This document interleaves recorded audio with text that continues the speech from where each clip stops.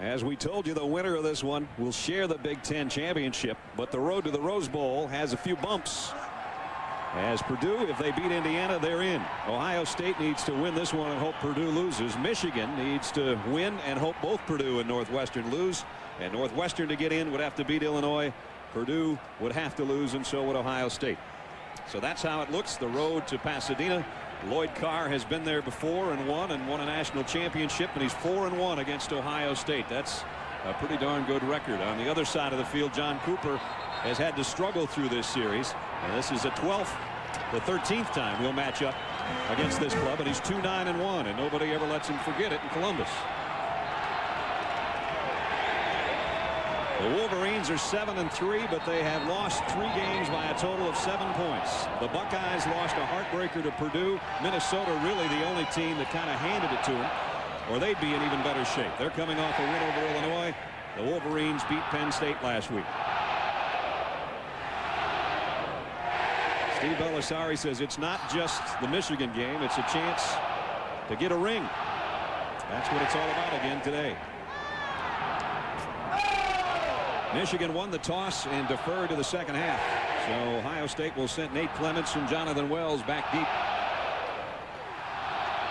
And Hayden Epstein will get us underway on a cold day in Columbus. We had snow flurries this morning. Those have subsided for the time being.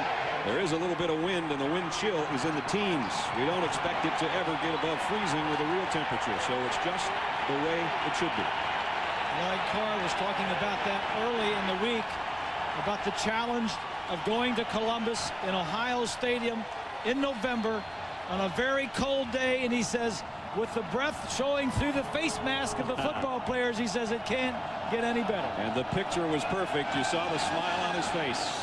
We're underway. Nate Clements 2 yards deep will bring it. They're going to fake the end around, and Nate Clements is in the clear. He's got a man to beat. Across the 40, he might take it coast to coast. Clements down the sideline, stays in bounds. No, he stepped out at the 20-yard line, but it's an 82-yard kick return.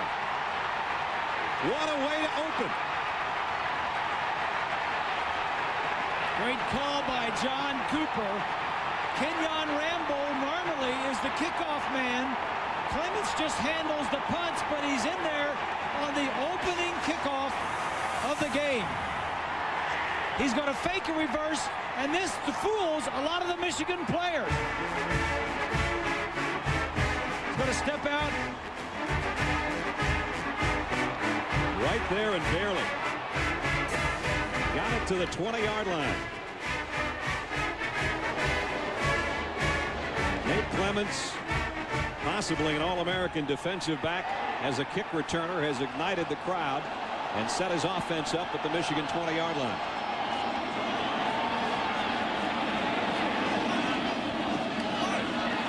Derek Combs banged up and knocked down. No gain on the play. Larry Foote in on the tackle. Let's check the Chile starting lineup for Ohio State. And here's the group up front. Clark, they say, is going to be another one of the great ones. At tackle, Gurr, LaCharles Bentley. Cooper calls him the best center he's ever had. Tompkins and Fleming round out the front wall. Derek Combs just carried there. He's their leading rusher. Martin's the lead man. Darnell Sanders, an excellent tight end. Banez Provit starts for Reggie Germany today, who's out and not even dressed. Kenyon Rambo is their big play man. And there he is in a slot to the top of your screen, and Belisari rolls that way. Steve throws it in the ground, intended for Rambo. Unbalanced line. Ohio State will do that 4, 5, maybe 6 times a game. Here's the defense for Michigan. They've struggled a little bit. Lazarus starts there today. Wilson at the nose, and Rumashek the defensive tackle. The linebacking core, Hobson will put some pressure on the quarterback. Bracken's Foot and Coleman. And the secondary is a pretty good one. Whitley, Patman, Curry, Todd Howard tied for the Big Ten lead with interceptions. 6. He and Jamar Fletcher tops there. 3rd down and 10. 2 tight ends set for Ohio State, trying to take advantage of the big kick return. Belisari over the middle. There's Sanders, the tight end, and he's got a first down, I think, at the 10-yard line. He's been one of the big play guys, Bob. He's got 5 touchdown catches already. Yeah, inside the 20-yard line. This is something that's developed in the last 2 or 3 weeks. Belisari going to the tight end. Over on this side here, he's just going to delay a little bit. Let the linebackers drop off. Nice play. Good safe call. Not a first down, though. Inches short, and they're going to go for it. I think this is a good call. What a way to open the game. We're a minute and a half in, and it's 4th and inches, Ohio State. I give it to the tailback behind that big fullback. Martin lines up the up man in the eye. Wells is a load at tail. They send the tight end in motion, and here it comes. Wells has got the first, and he's got a bunch more. He's in. Touchdown, Ohio State.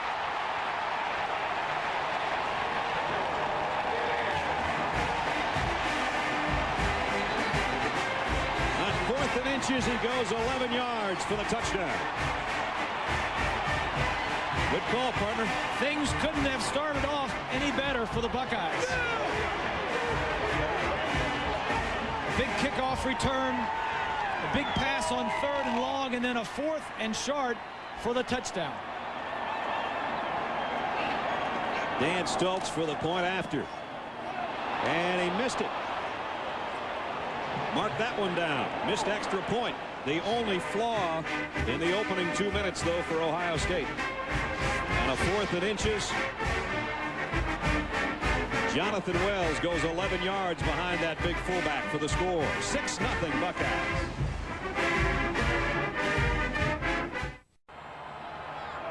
Ohio State, an early touchdown. And Nate Clements is the guy that set it up. He'll be coming out to play defense, and he's going to be fired up when he gets out there. His 80-yard kick return set him up for the 4-play drive. Jonathan Wells did the honors. The extra point was no good. And Drew Henson waiting his chance. Stultz, who just missed the extra point, just shanked it. It wasn't touched. And he'll kick off to Walter Cross and Chris Perry. Line drive kick there. Going to be taken by one of the upmen at about the 18-yard line. And Shanty Orr goes out. A flag flies in at the end of the play as Orr got out to the 37-yard line. Good return of 20. Shanty Orr looks like he knew what to do with that ball. I'd say he was a fullback in high school. He's a linebacker now, but you're right. A holding call on the return, so they're not going to have that excellent field position we thought. Jim Lapatina, our referee. Drew Henson comes out, still only making his 7th start, but he's played a lot of football over 2 years, and he's had a sensational campaign. 3 interceptions last week, though. The first 3 he'd thrown after 193 without a pick. But he's a good one when he gets in a groove. He started very slowly last week and went 0 for 7 in the Penn State game, and then warmed up and finished with some pretty impressive numbers, and he's got his teammates huddled around him over there on the Michigan sideline. You mentioned he shared time last year with Tom Brady. Never started a game, but played a lot. But this is the first time starting in Ohio Stadium against the Buckeyes. David Terrell just came out of the huddle. Nate Clements let him have one as he got to the line of scrimmage. That's just saying hello. Just saying hello. Here's a give to Anthony Thomas. Knocked out of bounds, no gain. Matt Wilhelm, the middle linebacker. And Terrell and Clements are still yakking. Shades of Boston and Woodson, huh? Shades of Boston and Woodson. Woodson, yeah. Clements. Well, it was a running play, and Terrell was going to go down, throw a block, and Clements ducked it. I don't think they haven't seen the highlights of the guys that preceded him. They'll settle down after a little bit. A few hits to get rid of some of that adrenaline. 2nd down and 10. 3 wide out set for Henson. He's going to throw the slip screen. Walker in out of his hands, and it was almost picked off. Marquise couldn't handle it. And Joe Cooper got a hand on it. Here's the Chili's starting lineup. The big uns up front. Backus and Hutchinson, both All-American candidates. Hutchinson, a Lombardi finalist. Brandt, Goodwin, and Williams round out the front 5. Anthony Thomas, sensational year. Askew leads the way. Seymour's the tight end. Terrell and Walker, both big play wide receivers that can hit it from anywhere on the field. Anthony Thomas comes into this one with almost 1,500 yards rushing. And today a big day would put him number 1 all time. We'll develop that as we go. Right now it's Michigan 3rd down and 10. Cooper on a blitz. Henson stands in, and Terrell, and it batted, and it's intercepted. David Mitchell's got it for the Buckeyes. Mitchell going the other way. Inside the 20, and the ball comes loose. Ohio State will have it.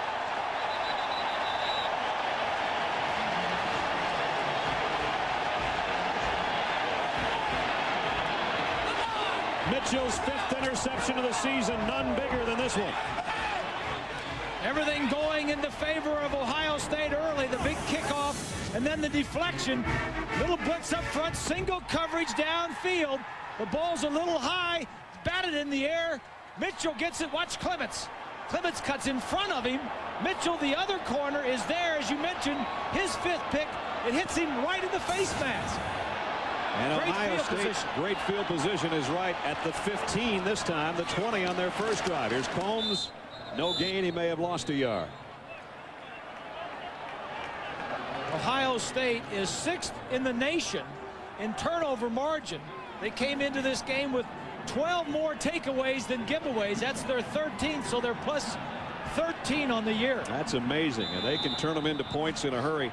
They've proven that all season long. David Terrell still yakking over there on the sideline. Terrell is getting a lot of attention after the interception. 2 and 3 defenders went at him to throw blocks at him when the ball was going the other way. Here's a 2 tight end set for the Buckeyes. Play action. Belisari rolls. Got a man open in the middle, and he missed him. Had his tight end, but he threw it behind him. Rumashek got some nice pressure. Sanders again was the intended receiver. Steve Belisari maybe had his best game as Ohio State's quarterback last week. They had to come from behind to beat Illinois. 12-7 as a starter. 12 touchdowns, 9 picks, virtually the identical statistics of a year ago at this time, but much more improved as far as his percentage of completions. Cooper said, I want you to use your athleticism out here today. That's what you're in there for. If you can run it, take it down and go. Here's a draw play to Combs. Fumble! Who's got it? Combs may have gotten back on top of it. I think he did. And that'll bring up 4th down and some more shoving going on down there here early in the first quarter. I think what you're seeing early on with all the ball on the ground and the big plays on the kickoff is some nerves. Yep. Everybody's hyped up. They've been thinking about this. Everybody's been talking about biggest game of the year. You'll remember this the rest of your life, and you will. But that's just settle down. Little nerves here. Stoltz will try a 37-yard field goal. He missed his extra point. He's thinking, I got a chance to make up for that miss. He was perfect last week against Illinois. From 37. And he's got it right downtown. And he did. And he is one excitable kicker. So Ohio State takes advantage of the interception. They tack 3 more on and lead by 9.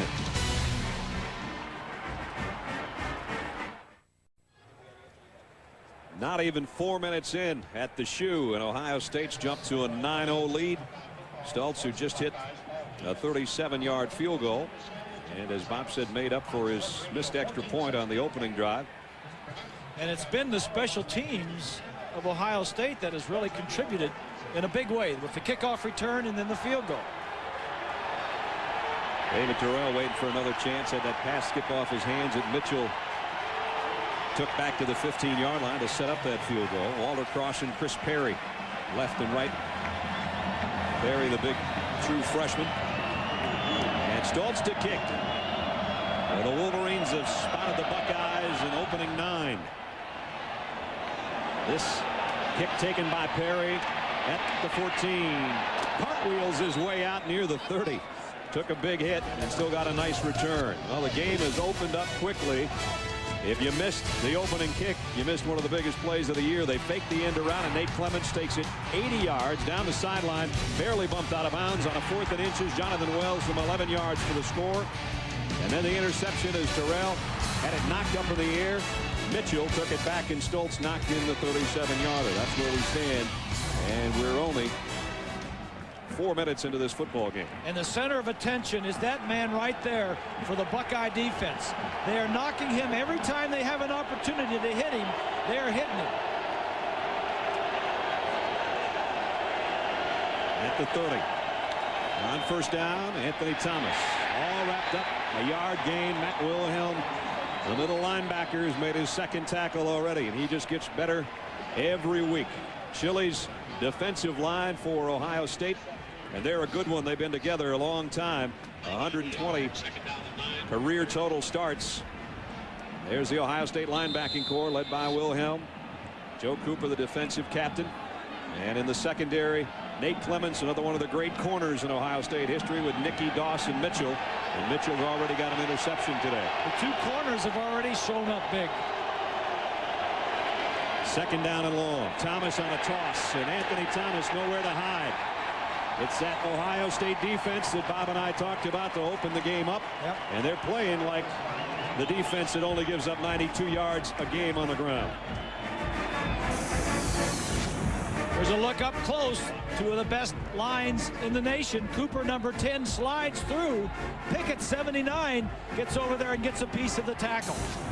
They're number 1 in the Big Ten against the rush. They're playing like it. Yeah, they're first or second in every defensive category are the Buckeyes. Third down and 10. 3 wideouts. Bellamy joins Walker and Terrell. Buckeyes showing blitz. They're going to bring it. Henson flares it out to Thomas, and he's going to get a first down. Anthony Thomas down the sideline. Cuts back inside the 40. Anthony Thomas inside the 30. Can he take it the distance? He's going to go. Touchdown, Michigan. 70 yards. Screen pass. Hutchinson's excited because he followed his block. Only the 12th reception of the year for the A-Train. Longest play allowed by Ohio State this season.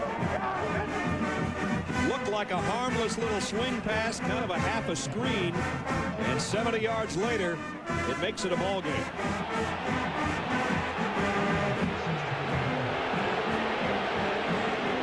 Epstein in for the point after. Kick is up and good. What a start to this football game. I'll say. There you go. Here's the A-Train. He's going to slide out here. Watch as some of the offensive linemen are going to get out in front of him. You know, I've done these games, Brett, where the defense takes over and it's a defense game. Right there. Watch the block right. He's going to read the block. Now one more. Cuts back. And now it's a foot race. He outruns him. And a great stiff arm of Mitchell. A-Train had a chance last year if he had wanted to go into the NFL draft. A lot of people tried to convince him. He's married. He's got a child. Every reason to leave, but he wanted to come back and get his degree because he felt the degree would give insurance to his family for their future. And what an asset, what a decision, what a great individual he's been for this ball club, a great leader on this team, not just a great player. Yeah, good call, Swanee, and the first of 5 in his family to become a college graduate and soon to be, and what a run on a 70-yard screen pass. Michigan's offense can put up some big plays. And they just put up a huge one because this game was completely in the hands of the Scarlet and Gray. And Lloyd's still smiling. He's smiling. You know, he knows that this game is going to be decided in the fourth quarter, right? Not in the first half of the first quarter. John Cooper told his troops, I want you to go out, don't be tight, go out and have as much fun as you can because you'll remember it forever. And Lloyd Carr said, I don't care if it's on the road or at Michigan Stadium. This is the most fun you can have coaching. Yeah. This time Nate Clements will have to take a knee. Ohio State will work from the 20. George in attendance today as well. Here's Combs on a handoff, and Derrick's just not getting any running room so far. They named the band room after... That's right. Well, the Dell Game Solutions offensively for Ohio State.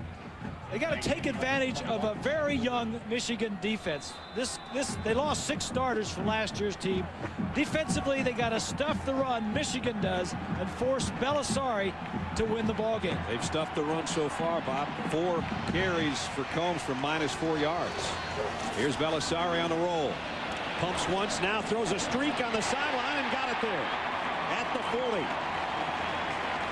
Probert holds on, a 19-yard pickup. And Van Ness Probert a starter today because Reggie Germany's not even dressed with an infection in his leg. He would be the normal wide receiver. Yeah, Probert's a pretty good player in his own right, although the top 4 receivers for Ohio State are all seniors. Nice throw over Whitley and beside Patman on the run. This is a good throw. That had to have a combination of touch and some zip both. Yeah. Out near the 40. Cascio and Carter in as the wide receivers now. And it's Combs again hitting the backfield. And he's not finding any running room. He's playing on a bad ankle as Derrick Combs, but quite frankly, there are no holes right now to run through. The only hole they've had on the ground is on the touchdown run by Jonathan Wells. Cooper's offense has got 9 points, but only 30 yards. of total offense. They've had great field position. 11. Set up by the kick return and then the interception. And Ohio State knows how to take advantage of turnovers, as they've done in this game. They've had 18 scores on 28 opponent turnovers this year. On a 2nd and 11, Belisari throws too wide. Intended for Drew Carter. Incomplete. It'll bring up 3rd down and long. They're both out there. Let's see who he goes to. Swanee will work from the shotgun. 3rd down, 11. Cassio's the slot man. He's going to go to Rambo. High, though, and incomplete. Todd Howard was covering, but nobody could get a hand on that one. Good coverage, and Rambo is working on a sore knee. They've officially described it as a sprained knee. He kind of went down and ran an easy route. By that I mean he got jammed. Watch him, he's going to get jammed. Well, he didn't get jammed very much, but he just kind of ran down and found an open area instead of running where maybe he should have been going. The ball was thrown down the field and a little bit high. So B.J. Sander to punt. Ronald Bellamy waits back at the 20.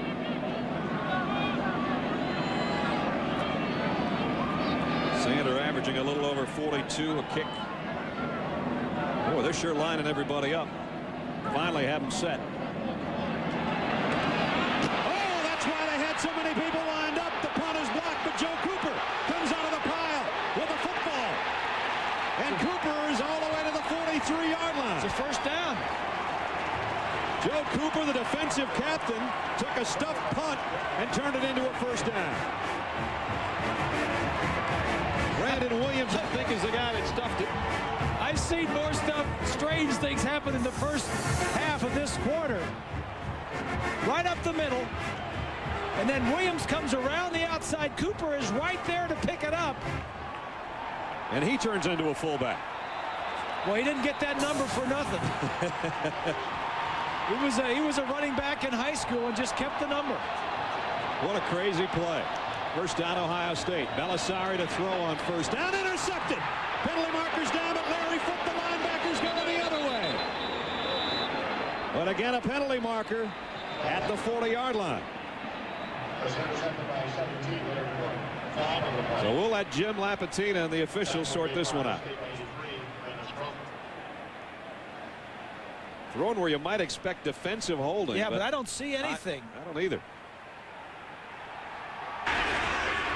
Ineligible receiver downfield on the offense. That penalty been refused. Yeah, there was no contact downfield at all with any of the receivers. So Foote with the interception. That's his 2nd of the year. And Michigan's got it right back. He's trying to hit a curl route to the outside, trying to hit this. The linebacker's going to come over from inside and pick it off. So now Michigan linebacker moves right there and gets it. Michigan trailing by 3, and they've got the ball in great shape just outside Ohio State's 42-yard line. Henson, draw play. Thomas hit in the backfield by Cooper. Joe Cooper having a great start to this game. You got that right. 2nd down and 12. Back at the 45. Henson, plenty of time. Waits and fires deep. He's got a man open. Terrell, did he make the catch? He did. Had to keep a foot in, and he got it down at the 21-yard line. Only a strong-arm baseball-type quarterback could have gotten that ball there. That was a long throw. Across the field. Terrell was open only because the flow of the play went the other way. He threw that all the way back across field. Here he is. Clements is covering him, and Clements is going to kind of go away from him. And Doss, number 2, they think it's going the other side. He raises his hand and says, hey, if you can get it here, I'll catch it. And he could, and he did. That's true. 24-yard pickup. 1st down, Michigan at the Buckeye 21. 2 tight ends set.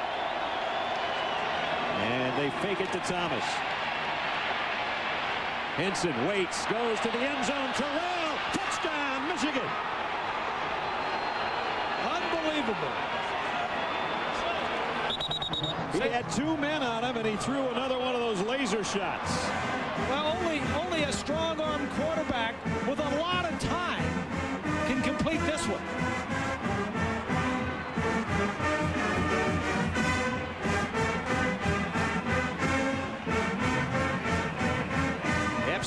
for the point after.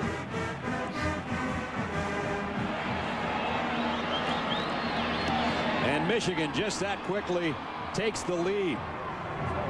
They spotted Ohio State 9 points. They storm back a 70-yard screen pass, and now the big shot to David Terrell on back-to-back plays, the second one for a touchdown.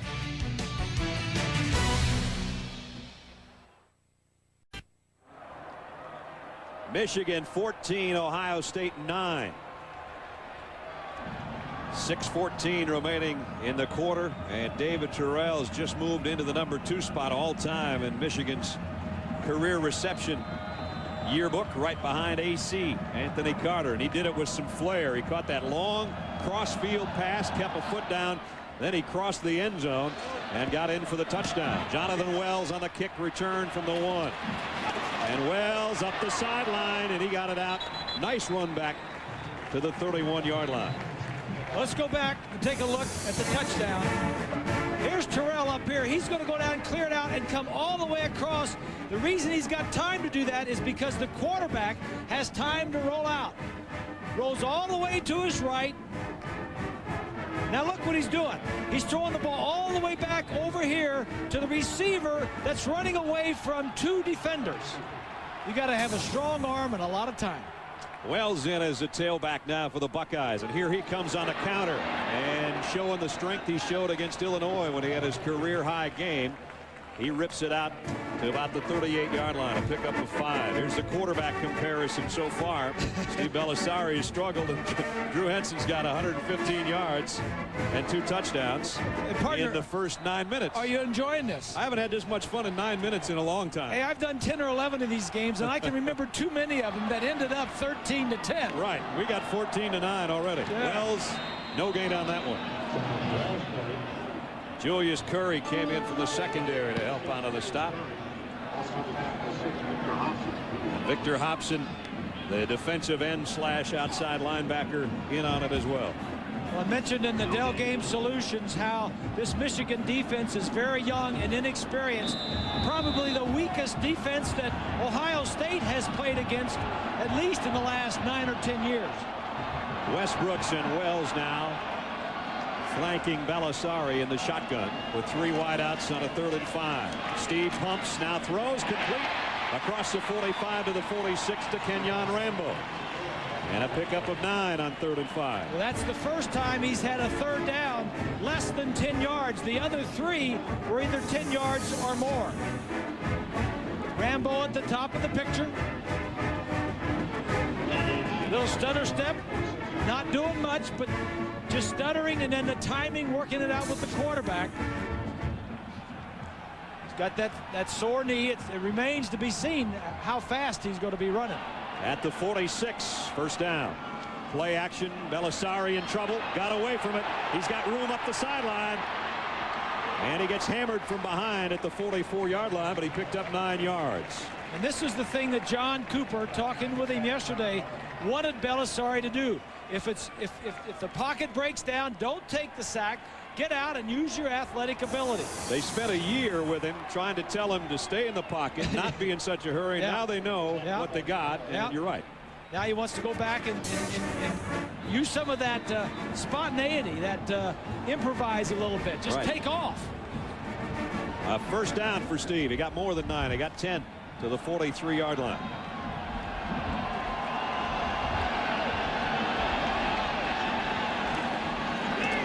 Belisari going to keep this one too, and he's hit and swarmed under.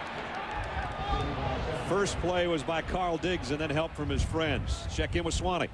Well, Brad, you're talking about Belisari keeping the ball and being more of an impact. Jim Herman wants him to have the ball in his hands, and he wants to force Belisari to try and beat him, especially in those 3rd and long situations. Although they completed that pass to Kenyon Rambo, on 3rd down situations, Ohio State has not been really strong. They come into this ball game with only a 37% completion rate on 3rd down conversions. That's not great. So what Herman wants to continue to do is force Belisari to try and beat them, and he thinks his defense can handle that. And last year they struggled against Michigan on 3rd down. They were 5 for 15, 33% last year. They're near the bottom in the league in converting 3rd downs. Belisari with a flag down is going to get buried again. And he got back to the original line of scrimmage maybe. Larry Stevens and Sean Lazarus and a penalty marker. Going to be a holding call on Ohio State. Michigan will play a lot of players defensively. And Stevens is a true freshman in there, rotating in the fourth series in the first quarter even. He's in the ballgame. 3:09 left in the quarter. While they second down and 22 coming up after the holding penalty. Provett and Rambo trot out there to the top of your screen. Belisari's been getting some pressure on this series. I got to go back here then. And now they're going to change the line of scrimmage again. Got to get the right spot to walk it off.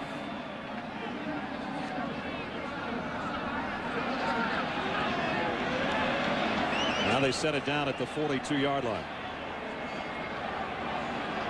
Dave Perry, the head of officials for the Big Ten and for really all of college football, stopped by, say hello. He said the Big Ten will have 3 officials, 3 groups doing bowl games this year. Second and 25 now after they set it up. Belisari had it tipped at the line of scrimmage and knocked down. And it was Dan Rumashek who got a paw on it. The big defensive end.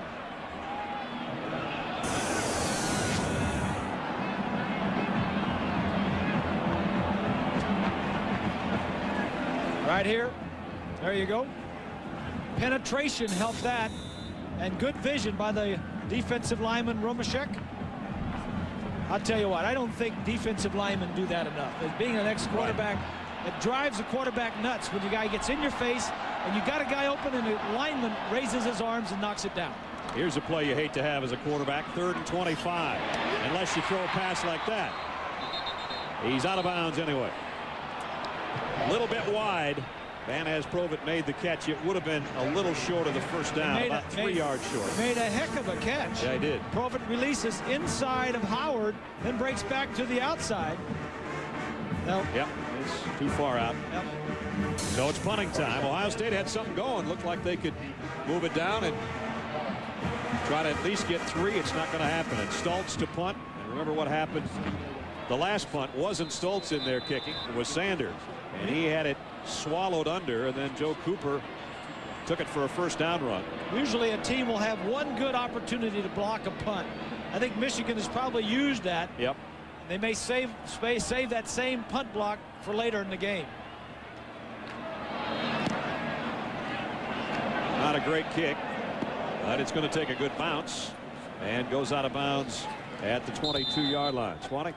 Brad, in a big game like this, attitude means a lot. And when David Terrell took the field in the early part of this ball game, he walked through the secondary, and that set the tone. A lot of action, a lot of pushing and shoving. But what makes him great is he is an active receiver without the football. Always looking for the opportunity, always trying to put himself in position to make a play. And so far in this ball game, he has set the tone with an attitude and made the play. That he has. You and I, Bob, saw him in the Orange Bowl last year. Have a coming out party. His bowl party was 150 yards and 3 touchdowns receiving. And he's off to a good start today. Flags down as Anthony Thomas is into the secondary again. Thomas with Terrell blocking is all the way to midfield, and he's going to get run down by Ryan Pickett, who didn't give up on the play from his defensive tackle spot. But again, flags at the line of scrimmage. And I think it's going against Michigan because Drew Henson's still standing back there where he would have to re-huddle his troops. Yeah, he knows. Illegal procedure on the Wolverine. Well, that's a killer. Yep. It's not holding or anything, tripping or anything like that. Just somebody moved or didn't line up properly. And it wastes a 36-yard run by Anthony Thomas. I don't think they had enough guys lined up on the line of scrimmage. I don't think they had 7. I think it's illegal formation. You're right. They had too many guys off. You got to have 7 on the line of scrimmage. Great blocking by Askew and the offensive line. That'll drive a coach nuts right there. So instead of a first down in Ohio State territory, you can move it all the way back to the 17-yard line. 1st and 15.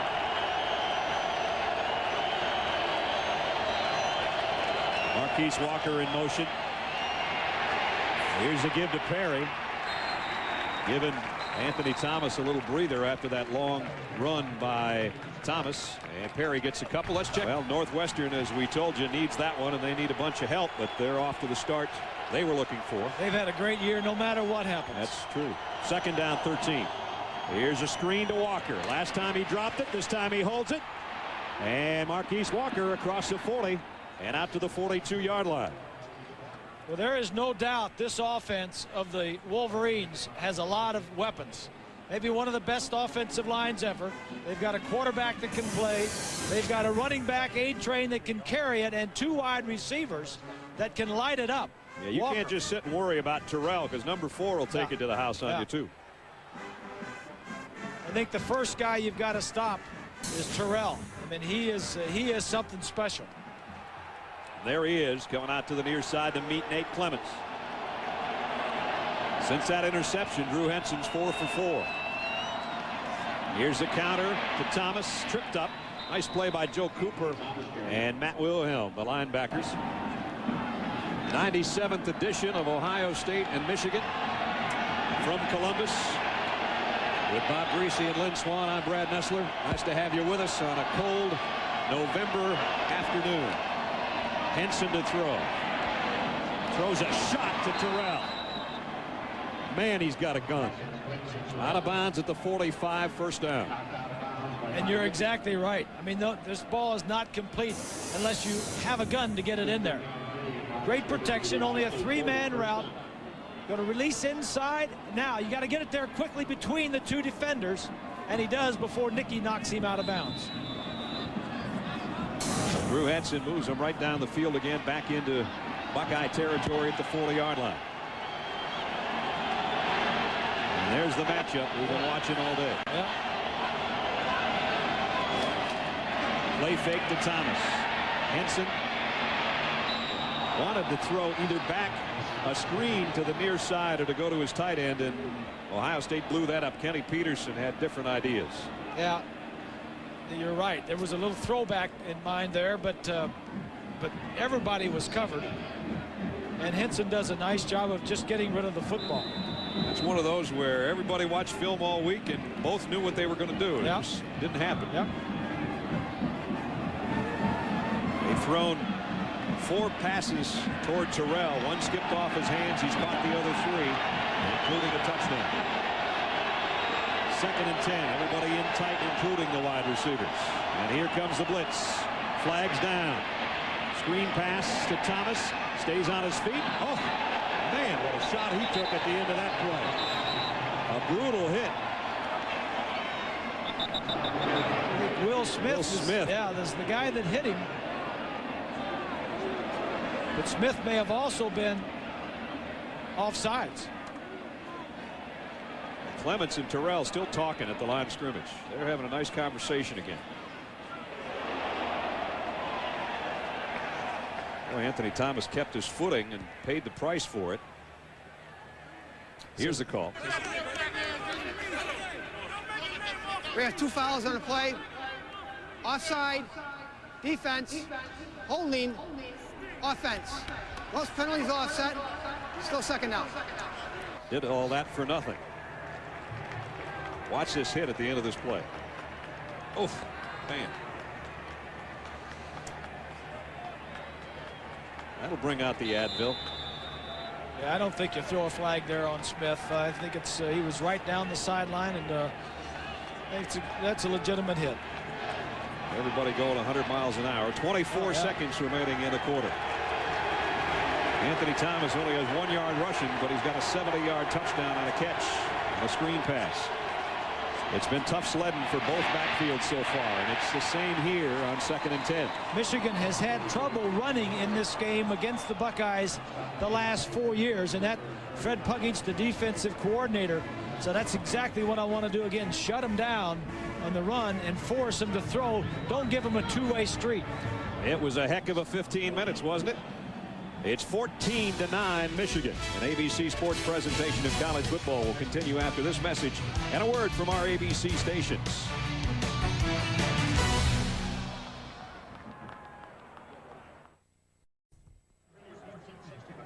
We played a quarter in Columbus, Michigan leading 14-9 after Ohio State had a 9-0 lead in the opening few minutes. And the statistics tell part of the story, in that Michigan's had a good time passing the ball. Both teams have a turnover. Remember, Nate Clemenceau had an 80-yard kick return, and Ohio State with their interception return went 22 yards. So that set their offense up and set them up with great field position to get the 9 points they've got. They got the first 2 possessions on the Michigan 20-yard line, and then on the Michigan 15. Exactly.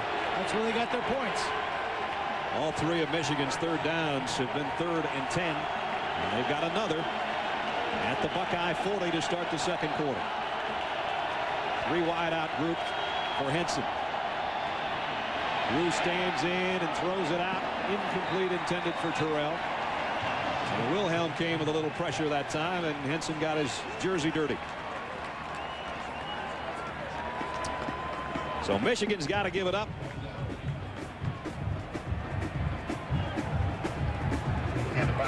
Hayden Epstein, who does both the kicking and the punting, and in fact is a Ray Guy finalist for the Punters Award.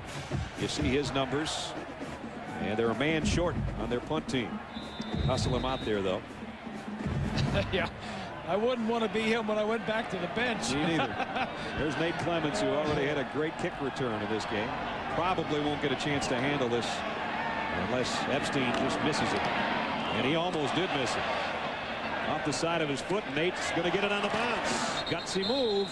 And he tiptoes out of bounds at the 17-yard line.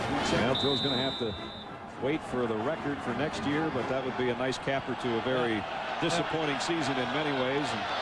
And it's been a tough season for him emotionally. Here's a toss to Combs, who's had trouble running today. This time he found a little bit of room, picked up about 4 out to the 21-yard line. So far in this game, Ohio State jumped to the early lead after the kick return on 4th and inches. Jonathan Wells 11 yards to make it 6-0 with a missed extra point. They added a field goal to make it 9-0. Then Michigan on a 3rd and long, a 70-yard screen pass for a touchdown for Anthony Thomas. And then Drew Henson warmed up the next time he had the ball and zipped a couple of David Terrell, including a touchdown. That's where we are at 14-9. Sanders, the tight end, across the 30 with a first down. Steve Belisari knows what his trump card is right now, doesn't he? You know, your receivers are hurting. I mean, it was like last week in the second half of the Illinois game. You got Germany was out and Rambo was injured, and you've got these other guys in there. You go to your tight end and your 2 backs. The 2 backs caught a number of passes last week. They hadn't been using the backs all year. Jonathan Wells had a career high catch of 5 for 50 yards, including a big one late in that game that kept the drive alive. Combs wrapped up in the backfield. Patman comes up from the secondary, and he makes the stop. Well, that should be a good one. He's had nothing but good ones. And that's the truth. I had to stay up and watch. I stayed up about 1 o'clock last week watching that one. I was with you. Yeah. And your kid put on quite a gutsy performance. Here's a throw by Belisari, out for about 8 yards. Got it to Drew Carter. And now Steve's put back-to-back passes together. Belisari rolling to his left. He's a left-handed thrower. Chuck Stobert, the offensive coordinator, doing a nice job of mixing the run and the pass. Steve's numbers so far. He's never going to be one of those guys that's a 75% passer, I don't think. And he's always going to have some interceptions mixed in there because he takes some chances. Yeah. Well, that's what you want. You want to make some plays, but you want to eliminate mistakes. 3rd down and 2. Tight end in motion, and the give to Combs, and he's going down, no gain. Hobson tracked him down from behind. That's a good defensive play, and it's going to force a punt. It's an aggressive defensive play because Michigan was across the line of scrimmage and into the backfield just as the ball was being snapped. That was a nice call. Jim Herman, defensive coordinator. 4th down and 4. Sanders had 1 block today, remember. Ronald Bellamy is back in punt return formation on the other end. Sanders had 3 blocked already this year, as a matter of fact. Both teams have all of the gimmick, all the trick plays ready to go. And we've seen some of them already. And here's one right here, Bob. Good call. Oh, and he dropped the ball. Donnie Nicky hit him right in the hands. You can't do this play when you're on the other side of the 50 because everybody will be ready for it. You've got to take a chance when you call the play. It was there. It just wasn't executed properly. This is why Donnie Nicky's a safety and not a wide receiver. Sander put it right on him. It would have been a first down. He dropped it. And Michigan, great field position when we come back.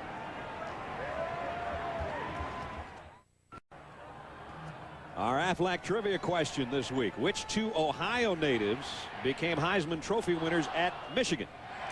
And we'll have the answer for you in a few minutes. Think that one over. That's not that hard now. We've had some hard ones through the year here. You get them all. I don't get them all. I mean, that one I got.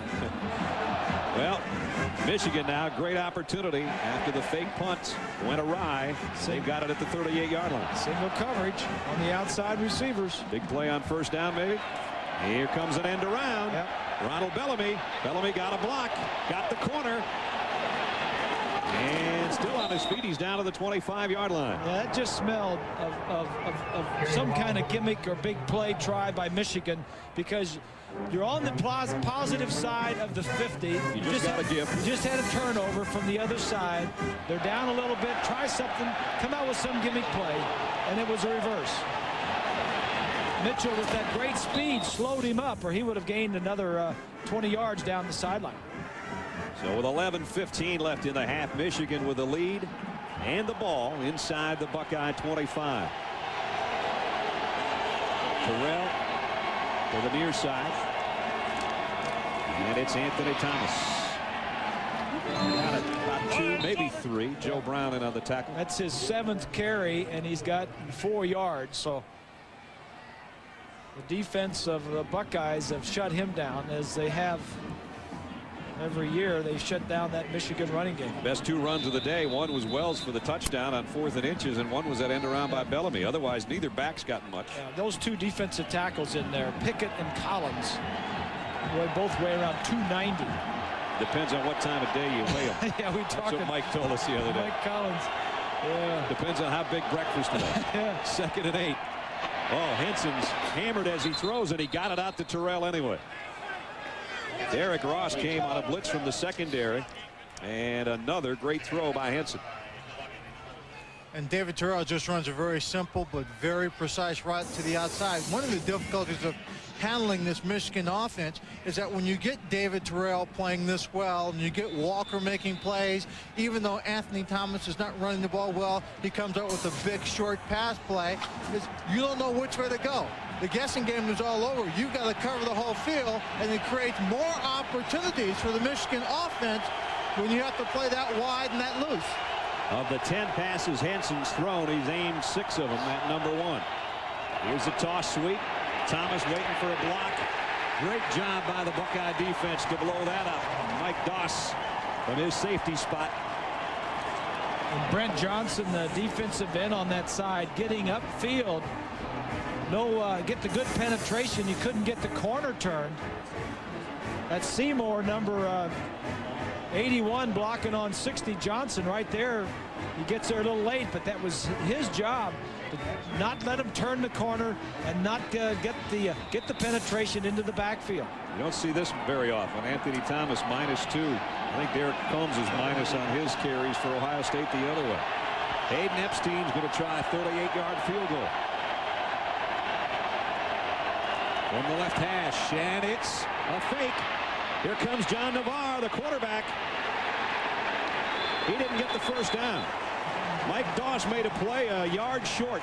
Yeah, like I said, these coaches got all the trick plays ready to go today. They haven't used them all year long. They've been working on them all year in summer camp, and now all year.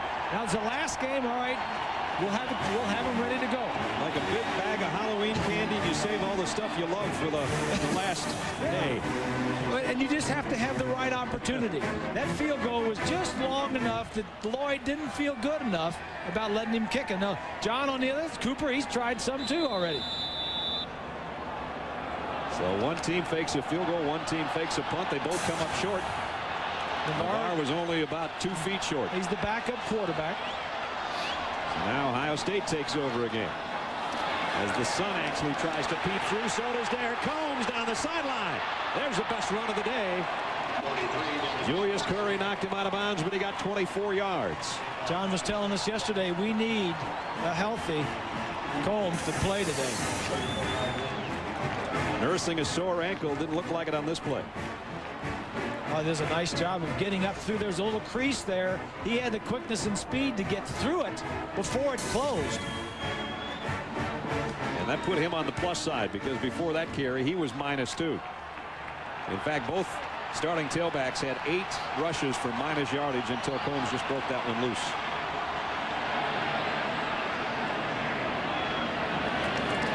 Here's Belisari. This is a straight quarterback run, and it didn't go anywhere. I think that was like an inside option that got blown up with the penetration by one of the defensive guys. Eric Wilson is the guy. For Notre Dame to get a BCS be eligible, they have to be win 9-2 and be in the top 10 of the BCS. Got to win today too. Here's Belisari overthrowing Sanders, his tight end, who would have had a pretty good gain on it. And the natives getting a little restless. That was a wide open tight end. Sometimes the shorter throws are sometimes the toughest ones. Got to have that feel. Got to have that touch. 8:35 left. Things have calmed down a little bit. The first quarter was up and down the field. The second quarter, though, they have pulled all the plugs out.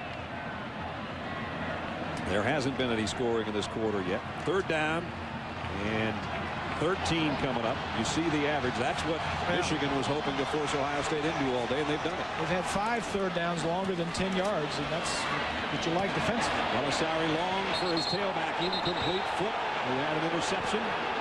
Was with him foot for foot out there in the coverage. Incomplete. And so Ohio State has to give it up. They make a nice defensive stop. Actually a special teams play to prevent the fake field goal from getting a first down, but they can't do anything with it on offense. Everything's kind of settled down now. All the nerves are settling into place, and sitting down getting some football that we thought we'd get. Yep. There's Bellamy waiting on Sanders' punt. His first attempt was blocked. Second one was a fake, and he threw a pretty good pass to Donnie Nicky, who dropped it. Now here's Nicky right here, and it was open. Nicky just dropped it.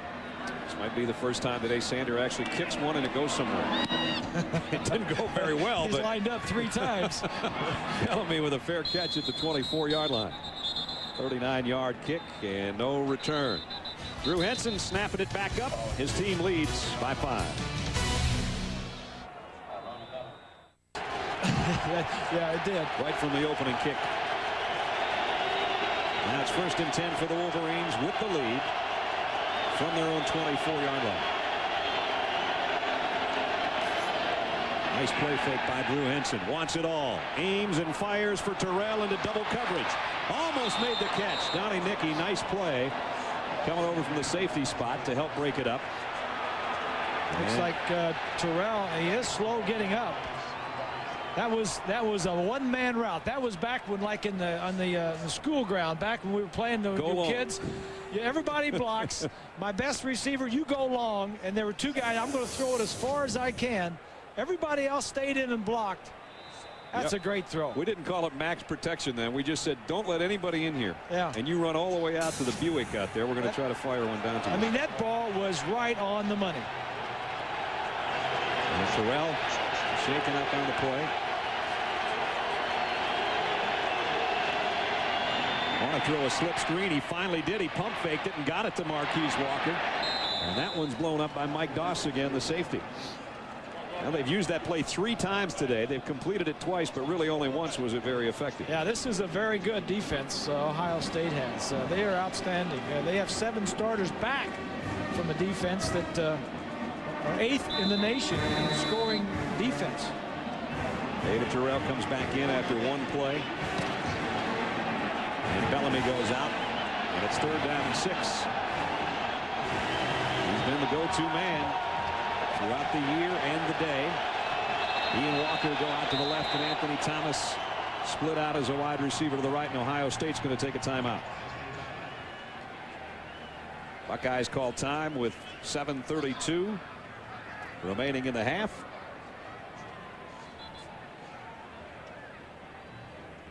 And Henson will go over and huddle with the coaches. While the defense comes over, Joe Cooper right there in the middle of it. The defensive captains had a whale of a first half.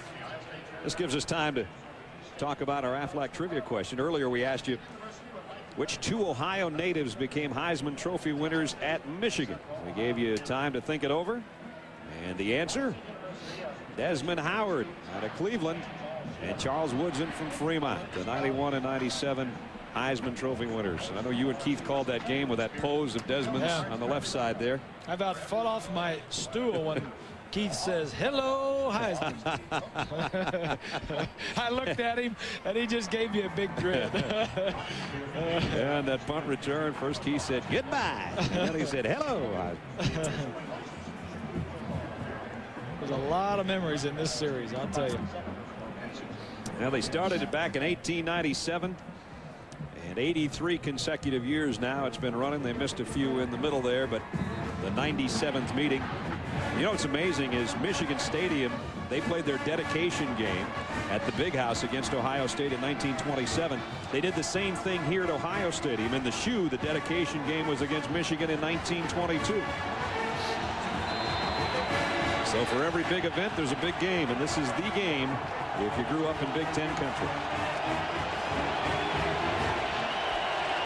And long yardage for both teams today on 3rd downs. And Michigan will have to earn this one too. 3rd down 6. Willard thinking about a blitz. So is Doss. Yeah, right here. And they back out of it a little bit. Henson with some pressure though. Marquise Walker almost had a one-handed catch, and Henson got nailed by Clinton Wayne. Well, that was a game plan coming in. Pressure on Henson. And don't give him a lot of time to throw. Drew held on as long as he could, waiting for the receiver who was single covered on the outside. Waiting, break, and then he threw it. He couldn't wait any longer. And the pressure got to him. Epstein, not a very good first punt. And Nate Clements, we know what he's done already as a kick returner. He had an 83-yard punt return once this year, too. And he's going to stay out of the way of this one. Rolls dead at about the 29-yard line. That's where the Buckeyes will have it, trailing 14-9 when we come back.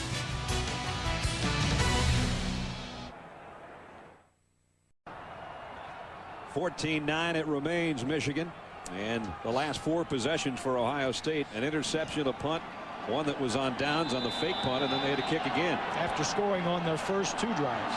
They work from their own 29. Here's a counter. Combs finds a little room. And Derek got about 9. Chuck's been in a lot of big rivalries. We'll talk about that after this snap. Combs. And I don't think he got the first down on 2nd and 1. Chuck has been involved with the USC-UCLA rivalry, USC-Notre Dame, Utah-BYU, Arizona-Arizona State, Pitt and Penn State.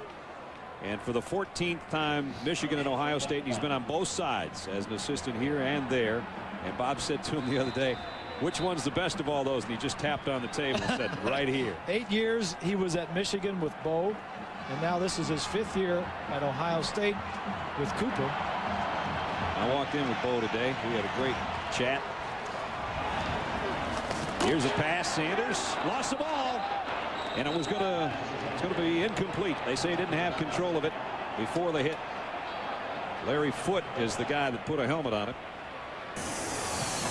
Well, that's a break for the Buckeyes. Yeah, he didn't have control. He got it, and then he saw Foot coming at him, and he just didn't have enough hands to hold on to that football. That was super slow-mo, and in real action didn't have that long a touch on it. First 3 and out now for Ohio State. B.J. Sander set to punt again.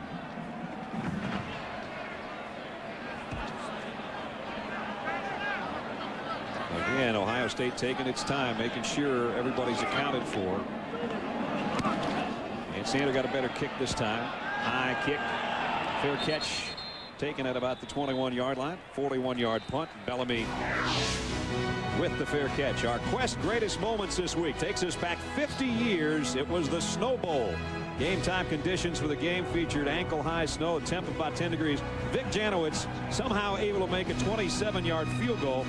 There were 45 punts in the game, including that one that was blocked by Michigan for what proved to be the winning score. 9-3, the Wolverines win it. Michigan continued to the Rose Bowl thanks to a Northwestern win over Illinois later that day. I don't know if that guy was in that game or that guy was in that game, but most people will tell you they were there. Yeah. And the crowd would be about 43 million if you listen to everybody. Hey, I love that type of game. As long as I didn't have to play in it. Exactly. I'd love to be up here in the booth, you know, watching them adjust to all the different problems that you have playing in cold and that type of weather. Vic, one of the 2 guys to have his jersey retired at Ohio State. The 3rd Howard Hopalong Cassidy will occur here at halftime today. Here's a throw complete out to Benny Jompru, the tight end. He gets out of bounds at about the 26-yard line. 5:30 remaining in the half. 14-9. Ohio State had a 9-0 lead on a long kick return. They turned that into an 11-yard touchdown. Then they got a field goal from Stultz, but Michigan came storming back. A 70-yard screen pass to Anthony Thomas, and then a laser shot from Henson to David Terrell as our scoring for the day. 14-9. That's just half the action. That's there. just half the action. We've had a punt block that was picked up for a first down, a fake field goal that didn't work. A fake punt that didn't work. 2nd down and 5. Henson, draw play to Thomas. And the running game's going nowhere for either team. I want to go back to the Snow Bowl just for a second. You saw that replay. You could barely see the goalposts at all. But everybody talks about that game. And I came in, as I said, with Bo Schembechler today. And Bo said, Brad, you know what? He said, you know, the day of that Snow Bowl, he said, I was playing for Woody. Woody was the head coach at Miami, Ohio. We were playing Cincinnati, and Sid Gilman was Cincinnati's coach. We put up 28 points in the first half. And I said, how about the second half? He said, you couldn't even see the line of scrimmage. So there were more than one game played in those conditions that day. They all remember it. We're down in 3. Where were you on that date? Walker sets up in the slot. Here's a throw out complete. Penalty markers down as Askew's got a first down if the flag's not against Michigan. There was a takedown by the center on the middle linebacker that was blitzing.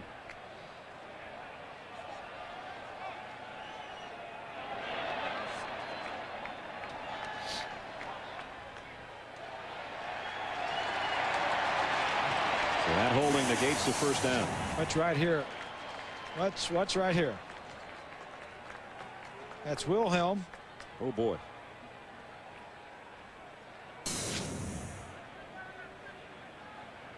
And Brandt didn't like the call.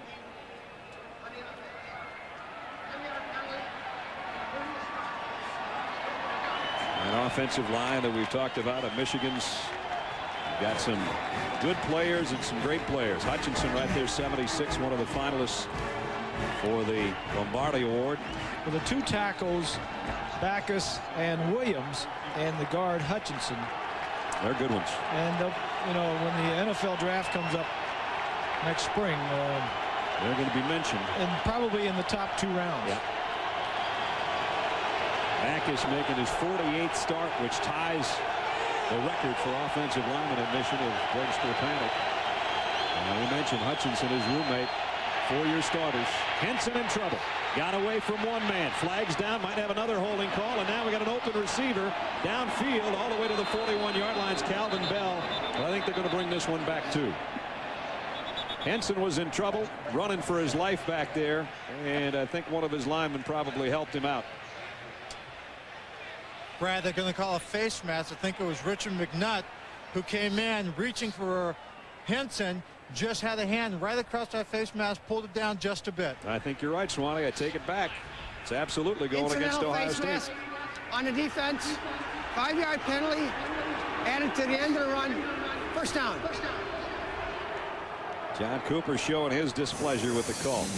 He's into it. Here's a look at McNutt is number 11 right Yep, there. There it is. Good call, Swanee. You're all over it. Good shot by the crew getting that for us. And Henson doing a nice job of getting away. And the true freshman, there was almost an incidental one there. Yep. And again, the arm strength of Henson. Most guys can't get that ball downfield when they just have that split second to see a guy open that far. His old boss is here. Yes, he is. Sitting in the stands. I wonder what he's thinking. At the 36-yard line. First down, Michigan. Thomas, tough slugging for Anthony Thomas. Got about a yard. Let's check.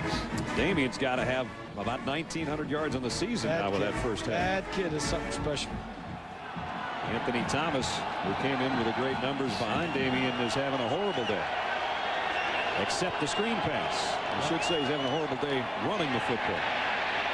Henson again in trouble. Got away from 2, 3, but not 4 and 5. Yeah. Brent Johnson, Joe Brown, they're the first guys that tried to track him down, and then Bailey and the rest wouldn't give up. Got pressure coming from both sides. This is a staple of one of the plays that Michigan likes to run a lot. But you have pressure. You got 6 guys coming. You couldn't get outside and couldn't get it off. Ohio State, great sacking the quarterback. They're only 1 short of their school record of a couple of seasons ago. They lead the Big Ten. That was their 46th. They only had 29 sacks last year, so they've turned up the heat. They lead in front wall. Lead in sacks and takeaways.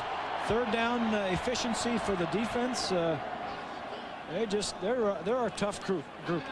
Michigan takes a timeout with 2:28 remaining. Not quite done yet. Yeah. Third down and 16.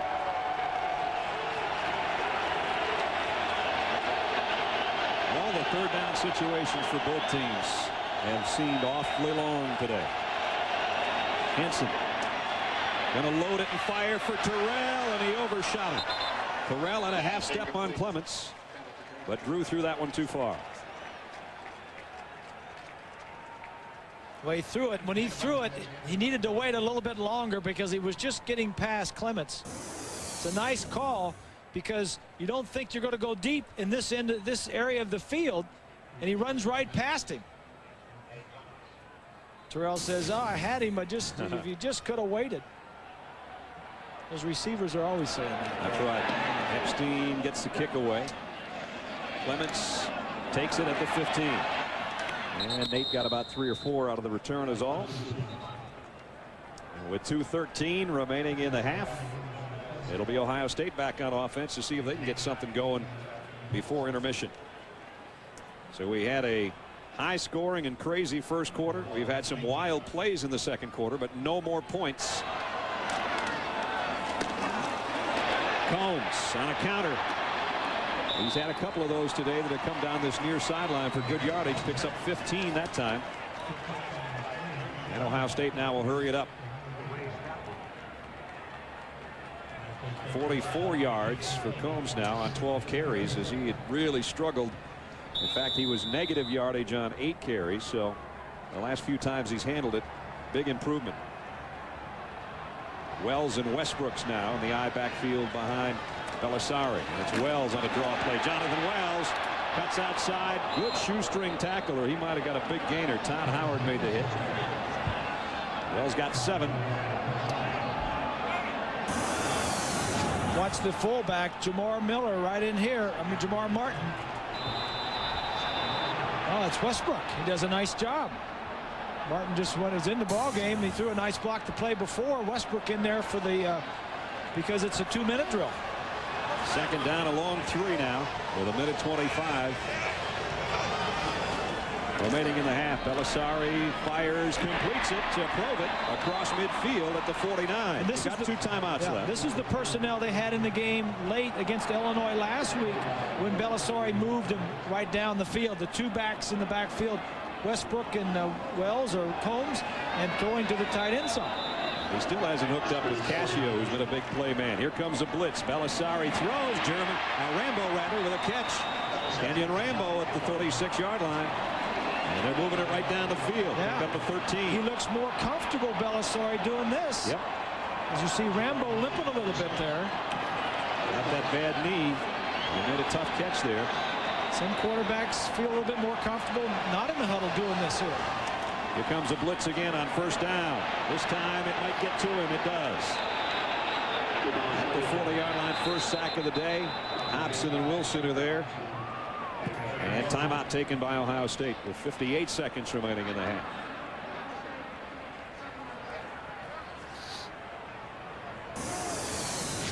There's a linebacker right here.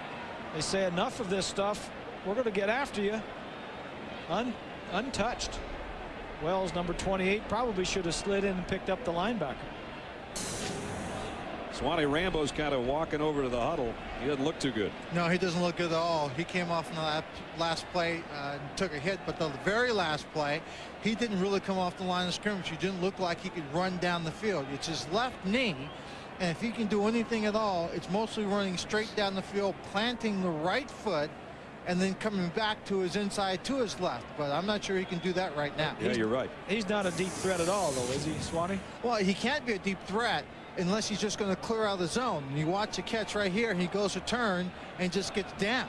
Yeah, that thing just collapsed on him when he landed on it after making that catch. It was a really nice catch, and tried to wheel and deal a little bit, and he just crumpled. He's going to have a future playing on Sunday afternoons. This is the big ball game, and emotionally and mentally he wants to be here. He's a captain. He's an inspirational guy, but he's got to be mindful that he's got a very serious, he's got an injury that could develop into a serious injury if he's not careful. Well, he kind of limps out to the left side with Cascio. Drove it wide the other way. We'll keep it on the ground. And Wells backpedals his way to about the 35-yard line. John and Terry along shortly.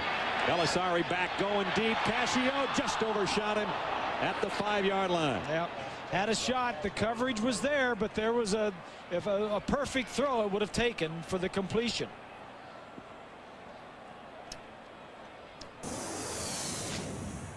In the slot, number 13 has him beat, so he throws his arm up. They didn't have him beat by much, but it was worth a shot. And they'll go on 4th and 9. They're out of Stult's field goal range, so at the 35-yard line, trying to get something going here in the final half minute, trailing 14-9.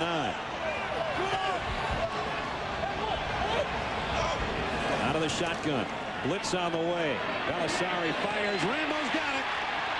And he's got a first down. As Swanee said, he's going to gut it out and play this drive for sure, and he got 16 yards. Yeah. I think he's just going to be running a lot of curls today. I don't think he can do much more than that. But that was good enough, so they moved the sticks. Stop clocks. The clock stops momentarily with 22 seconds left in the half. Belisari from the shotgun again. Going deep. Provit out there. Diving catch. He's got it at the 3. Belisari looks better in a 2-minute drill than I've seen him all year long. He seems to like the pace and the timing of it. Great throw here, right on target. Perfect. This is as good as I've seen him this last drive. 1st and goal, Ohio State. And he has been almost perfect on this drive. And how huge would this be to go to the locker room by regaining the lead in the final seconds of the quarter? Yeah. Michigan's going to take a timeout. So everybody can think about what they want to do. Belisari trying to fire up the crowd. He's waving his arms as he comes to the sideline. And they respond. Well, they're fired up. First of all, Ohio State has 1 timeout remaining. And this is not a normal situation. It's 15 seconds, and I think you're exactly right. You roll him out. You get him outside the pocket and you throw him or let him run it in, and then you've got your timeout to do the same thing. There's the receivers and tight ends, what they've done this year as far as catching touchdown passes. We mentioned Sanders has 5. Ohio State took this ball at their own 19-yard line with 2:13 left in the half, and now they are in the 10th play of the march and trying to take the lead before halftime. 1st and goal, Buckeyes. Here's Belisari rolling the other way, and that didn't do any good. Dropped back at the 9-yard line. Yeah, timeout. And they get the timeout called. I thought if they'd roll him this way. Yeah, I did too. But until I saw Rambo out here on the left side, and I know he wasn't going to run any tough routes with the bad knee.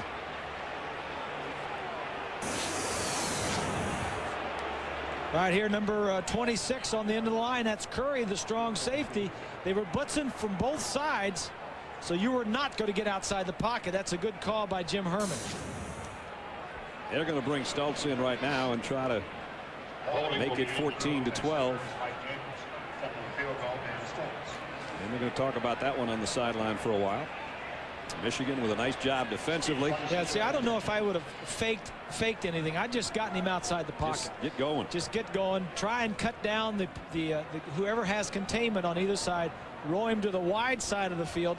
Try to get the containment knocked down. Don't fool around with a fake, because that's just going to keep you in the pocket longer for the guys to get at you. Now Stultz will come out to try to close the gap a little bit. He's the guy that went 4 for 4 last week, including the game winner from 34 yards out. And they kidded him a little bit about that. They said, Dan, you know, you made that one kind of close. He said, fellas, it's 3 points. It doesn't matter if it's down the middle or an inch inside the upright.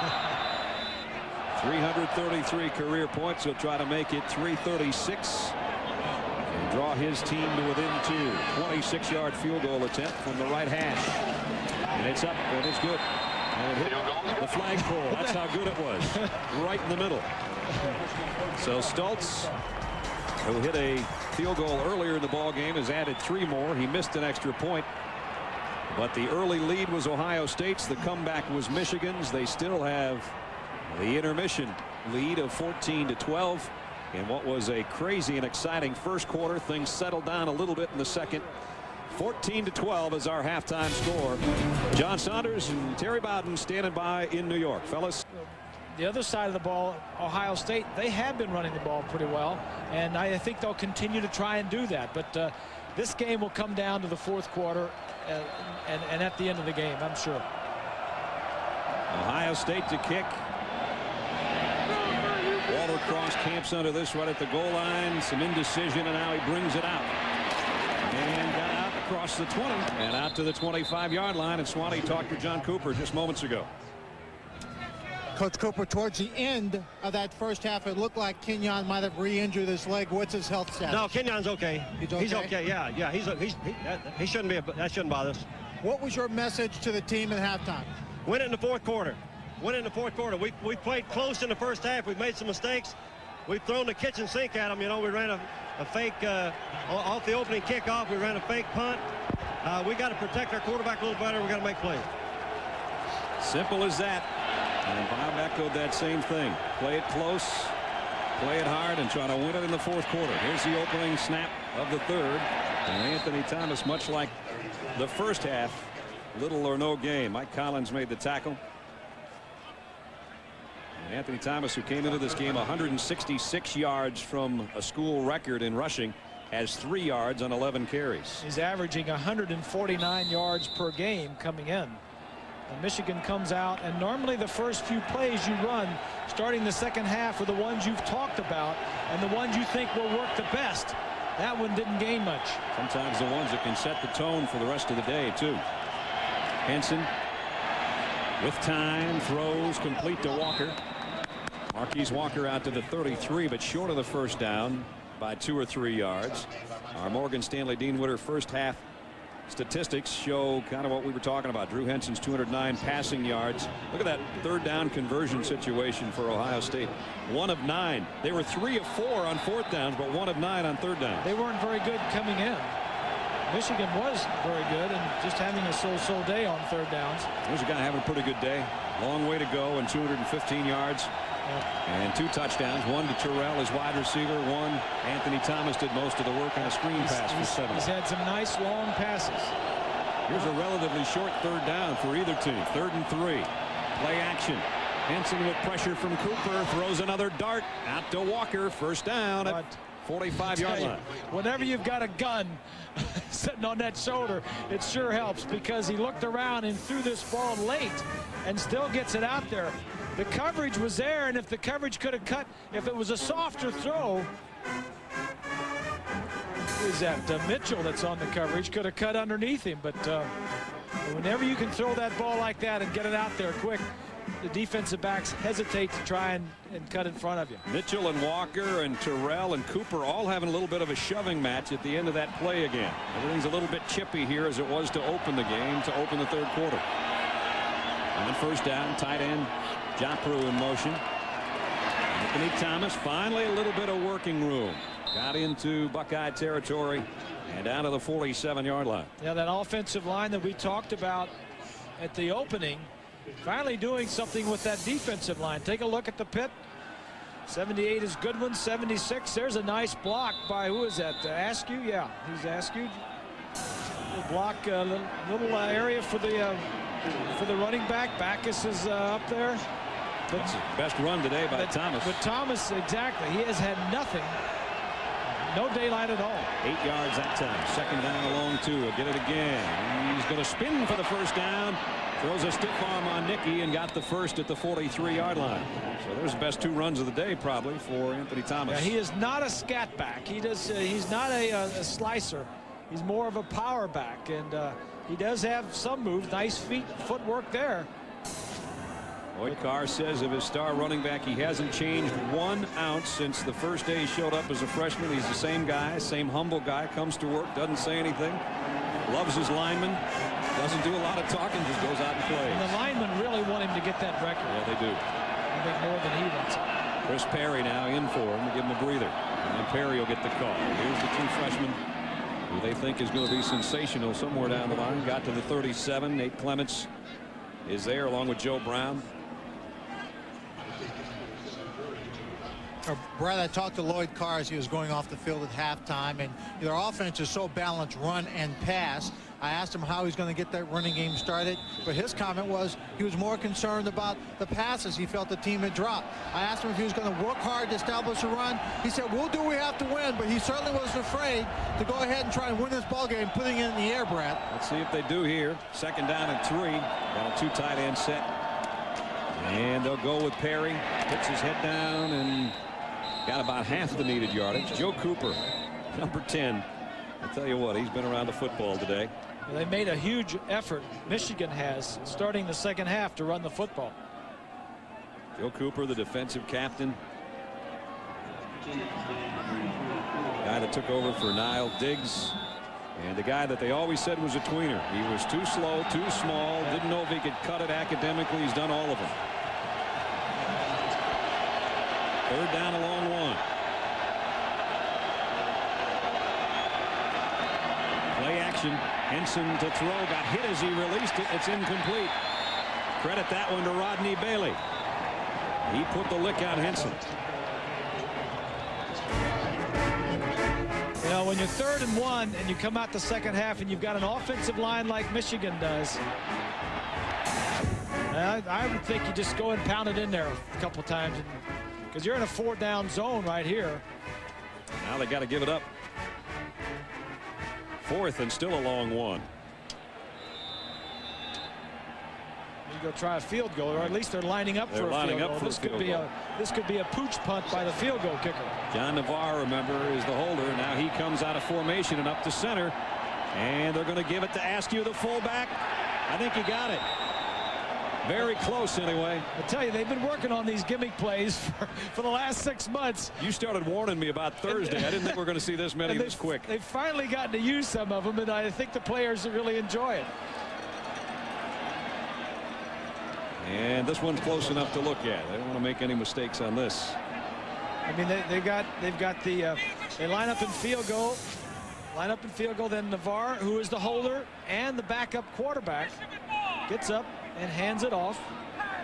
Askew, the fullback's the guy that gave it the run. And now we check the chains. First down, Michigan. That one works. Those plays are only fun when they work. That's right.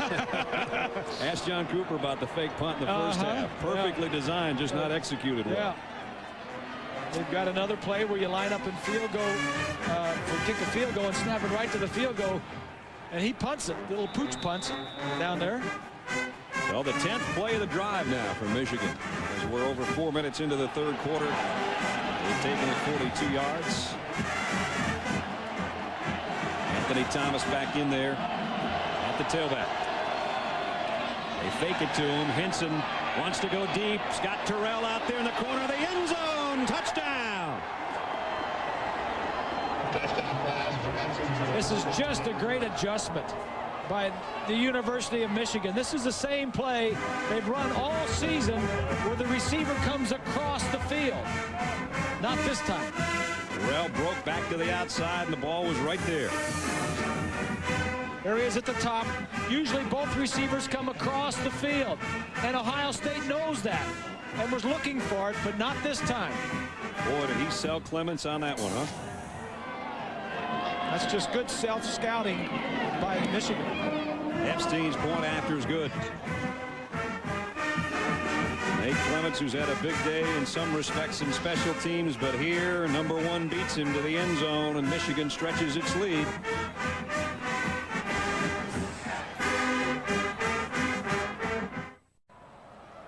David Terrell trying to walk off the effects of the end of his touchdown play when he actually slid right out onto that red concrete over there as Nate Clements was trying to cover him and couldn't, and it's been Terrell getting the best of #20. Let's see if Clements now can get another good kick return. He's the guy that electrified the crowd on the opening kick of the ball game with an 80-yard run back that set up Ohio State's touchdown. This one though will come to Wells at the 10. And Jonathan weaves his way out to about the 26-yard line as we go back to the touchdown, Bob. Well, here's a play that Michigan has run forever. Come on down in the cross, and here's Terrell come down and come across. This time when he gets halfway, he's going to stop and go back the other way. Now, Ohio State has studied these plays, and they know what it is. And right here, instead of coming over here, he goes back the other way. Clement thinks he's coming across the field. Good self-scouting by Michigan to see what they've done. And also, there you see him falling on that concrete. At the 26-yard line, first down, Ohio State now trailing by 9 again. Here's the toss to Combs. Combs cuts back to about the 29. So David Terrell starting to put up those kind of numbers that we're used to seeing. 5 catches, 2 touchdowns. They've thrown it at him 10 times, working against Nate Clements. Averaging nearly 20 yards a catch. Clements has broken one up, but there's a couple touchdowns in there. Yeah. I'd say so far Terrell is having his way. He does that to a lot of people. Yeah, that's no surprise. Yeah. We said coming into this game, if there was one featured player on this field, he was the guy. 2nd and 6. Here's the throw to Combs, and Derek might have a first down. Swanee, we were watching David walking around the sidelines. Is he all right over there? Well, he appears to be okay. His receiver coach gave me a thumbs up. He limped around on the sideline. I talked to the head athletic trainer, Paul Schmidt, and he said it came down on his right knee. So he's fine. Says he expects that he will be in on the very next series. Right. But this is concrete. This red part is not that soft, spongy stuff that used to be the track. It's concrete. They dropped the field down here, and he's still working his leg over himself there, trying to keep it loose. Here's Combs across the 40, about the 41-yard line. This is an important drive right now for the Buckeyes after coming back with the late field goal before halftime. Almost got a touchdown that would have given them the lead. Now they see Michigan take it down on a 74-yard march in 10 plays. So it's time for them to answer the call again. Right. It's their first drive of the second half. As we look at a comparison of the running backs, Combs getting the better of that. Combs, who's been banged around the last few weeks, is banged up again. He's out of there right now. Comes to the sideline. So Belisari on the roll, pumps and throws. Dangerous. It's intercepted. Picked off by one of the linemen. I think it's Rumashek's got it. James Whitley tipped that ball. Probably shouldn't have been thrown in the traffic it was in, and there's a defensive lineman dream. Yes.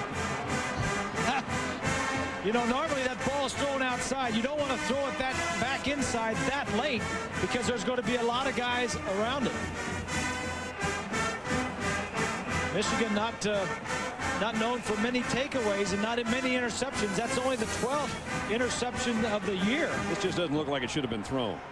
Well, I guess Rambo was somewhat open. He was open, but there's so many. If the ball does get deflected, Michigan runs to the ball so well, there's so many people around it. That ball, there was a receiver open on the outside. Should have gone outside with it. But just when the Buckeyes needed to get something going of their own, they get it right back to the Wolverines, and Thomas goes for 5. Well, that was the second interception of Steve Belisari today. His numbers not what he'd want them to be, nor his coaching staff would want him to be. You know, he's hot and cold. He looked so good at the end of the half. Yeah, and that no huddle. No huddle, 2-minute drill, moving him down. But he's been inconsistent most of the year. Here comes trips out to the near side. 4 wide receiver group for Henson. And a 2nd and 5. And Drew's going to put it up. Wants to go long. Got hit as he threw, and Marquise Walker still made the catch. I think he was trying to go to Terrell long, and he got Walker short. Well, he wasn't trying to go to Walker, that's for sure.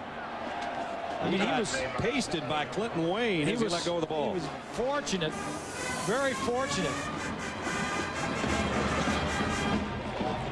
Up the middle, there's a blitz on the outside. Mitchell comes on the outside. That ball is just like almost like a duck, end over end.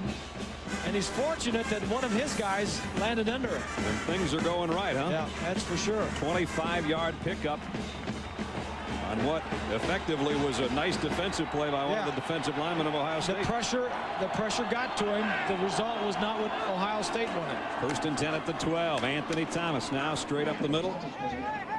Got to maybe the 8-yard line. Joe Cooper is there. And boy, you could hear pin drop right now in this place. I just going to say, a touchdown now, and this would really take the crowd out of it. Offensive line. It's Hutchinson 76 and Brandt 67 doing a nice job on that play. Huge hole.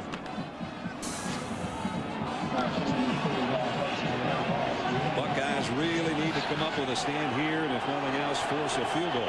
2nd down and 6. Japru in motion. Here's Thomas. Hit at the 5 and down. It's going to bring up 3rd down and about 2. Brad and Bob, you talk about the crowd taking them out of the ball game. That was talked very openly about by the Michigan coaches, wanting to take the crowd out of the ball game, feeling that they would sit on their hands a little bit if they could make great plays. And right now is when Ohio State needs the crowd to be in. They've got Michigan marching into their end zone. If the crowd gets very loud right here, it makes it very difficult for the offensive team to hear and to call the plays. This is when they need them to be at their loudest. You are absolutely right, and they're trying to answer that call right now. 3rd down and 2. Here's the stretch play. Thomas, the Buckeyes string it out and drop him. So they answered the call of their fans. Yeah, Bailey on that side did a great job of not getting good penetration up the field and just kind of pushing everything into the backfield. So it's going to force a field goal attempt. Watch Bailey, 94 on the left side, gets upfield, and just there's about 4 or 5 yellow pants Michigan players around him. Just couldn't get around him. 6th time today Anthony Thomas has failed to gain yardage on a carry. And Hayden Epstein now into attempt a 25-yard field goal.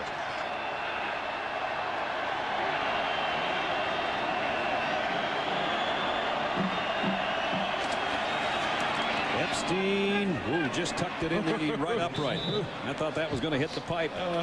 6:07 remaining in the 3rd quarter. John Cooper trying to get his troops fired up. They now trail 24-12.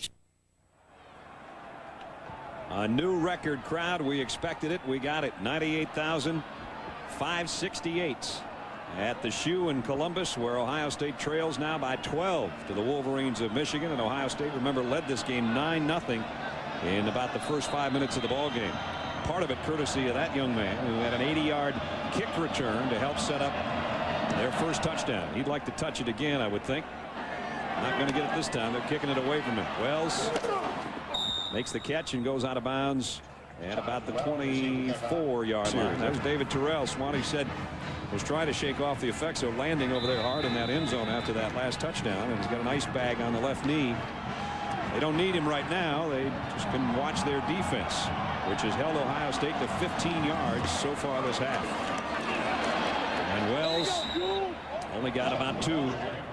Julius Curry made the stop. The defense has really played well most of the day. The opening 9 points was off of a kickoff return. They got the interception. They got the 9 points. And since they gave up those 9 points, Michigan has scored 24 points, and Ohio State has only scored 3. So other than that late drive by the Buckeyes at the end of the half, Wolverines have played pretty good defensively. Second down at 8, 4 wideouts for Belisari. Throws complete. Cascio.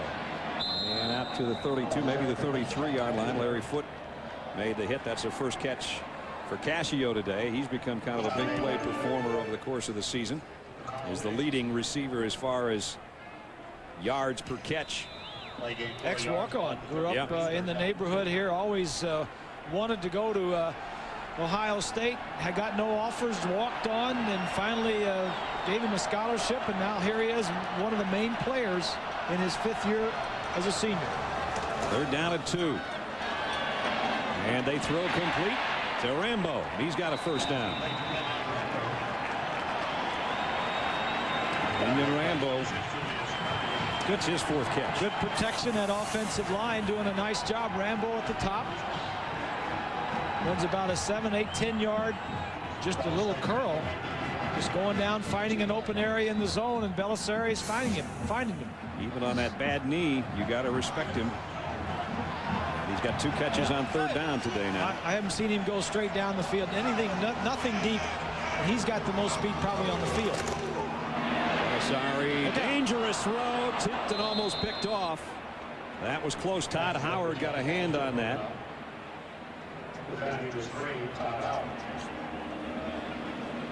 They weren't together on it. You see Belisari talking to Cascio. That one tipped in the air again. He had to get rid of it. He had 2 guys in his face. Howard kind of took it easy. Whitley came on the blitz. That's what hurried that throw. So it's second down and 10. Check him out here. He's getting in the track stance again, or thinking about it. He's either going to cover the guy, he's going to blitz, and that's what Belisari's worried about. He drops back to cover. This one is intercepted by Julius Curry. He's going to take it home. Julius Curry, touchdown, Wolverines.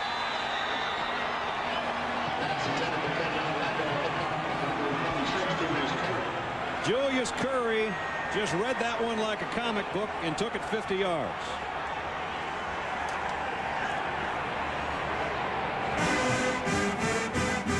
Well, the Michigan defense kind of baited the throw, and they got it. And Curry made the play.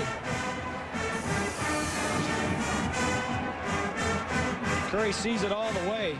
Almost overran it. They've been running that little curl to Rambo, and this time they had in and out coverage, had him double covered, and Curry made the play. And a beautiful return for the touchdown, 50 yards. Belisari's been picked off 3 times now today as Epstein adds the point after. And Ohio State at home in some serious danger right now because Michigan has stretched it out to 31-12. Michigan 31-12 now with 4:15 left in the third quarter. Turnovers will kill you in a football game, and they are killing Steve Belisari in Ohio State right now because the interceptions and the miscues have led directly to 17 points. As Lloyd Carr's team now with a 19-point lead. Here's the kick. Jonathan Wells. And on the kick return, and Wells out to about the 27-yard line. We talked about the turnovers. Remember the interception first by Larry Foote. The linebacker led to Drew Henson's 21-yard toss to David Terrell for the score that made it 14-9 Michigan. Here's the tip pass. Dan Rumashek the interception. There's a 25-yard field goal. And then just moments ago, it only took about 6 seconds for Julius Curry to just take that misfire and take it 50 yards for a touchdown. So there's the points, 17 off the turnovers. And the last one wasn't all on Belisari. Rambo is playing on one leg. Really can't drive off, and the defensive backs know it. I mean, those guys know. They're out there with these guys. They know he can't run. So they were just sitting on that curl route.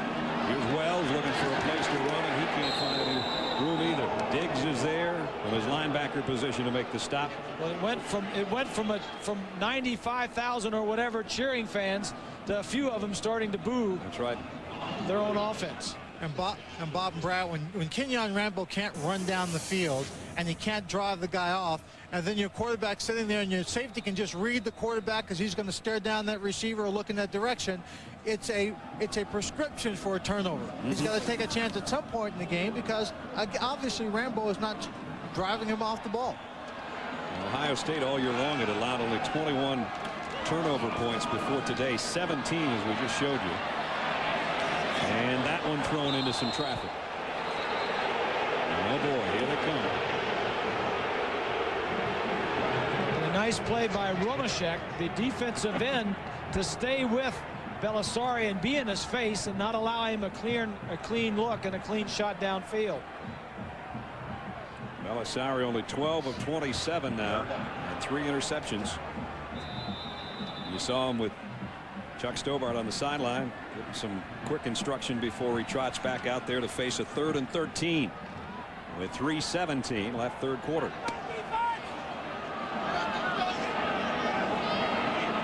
Work from the shotgun.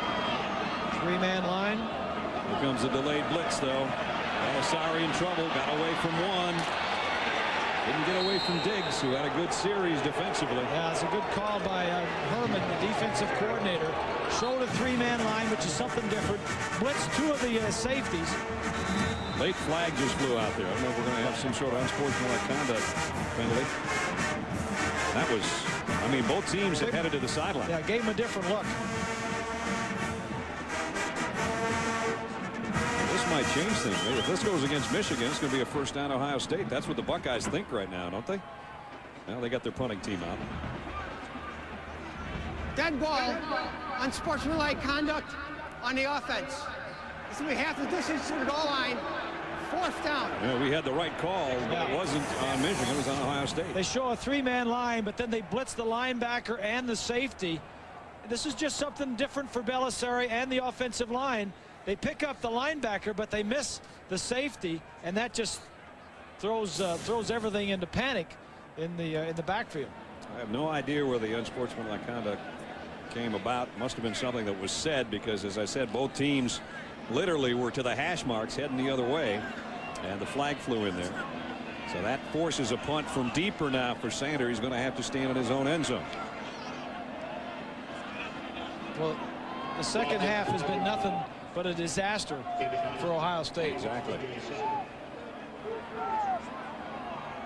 Ronald Bell will be back for Michigan. So now Sanders had all kinds of difficulty today. Has had one blocked. They tried a fake punt where he threw a pretty good pass. Perfect. And he's had a short kick. Not a perfect day to be a specialist, I guess. Yeah, he got a dandy here. Great kick. Bellamy has to go all the way back to the 35, and he's going down right there. So a beautiful punt when Ohio State needed it. 53 yards, and now flags are flying all over the place again, and the officials trying to get some order out there. Frustration is setting in right here, and the officials better get control of it, because this game is going south. They get everybody separated, and we'll see if the penalties are going both ways. Ohio State says it's against Michigan. But they said that a second ago on the unsportsmanlike call, so I'm not trusting them. Yeah, but the more lopsided the score becomes, is the more the tempers will flare. It is personal foul against Michigan. So after a 53-yard punt, you can tack 15 more on down in that direction.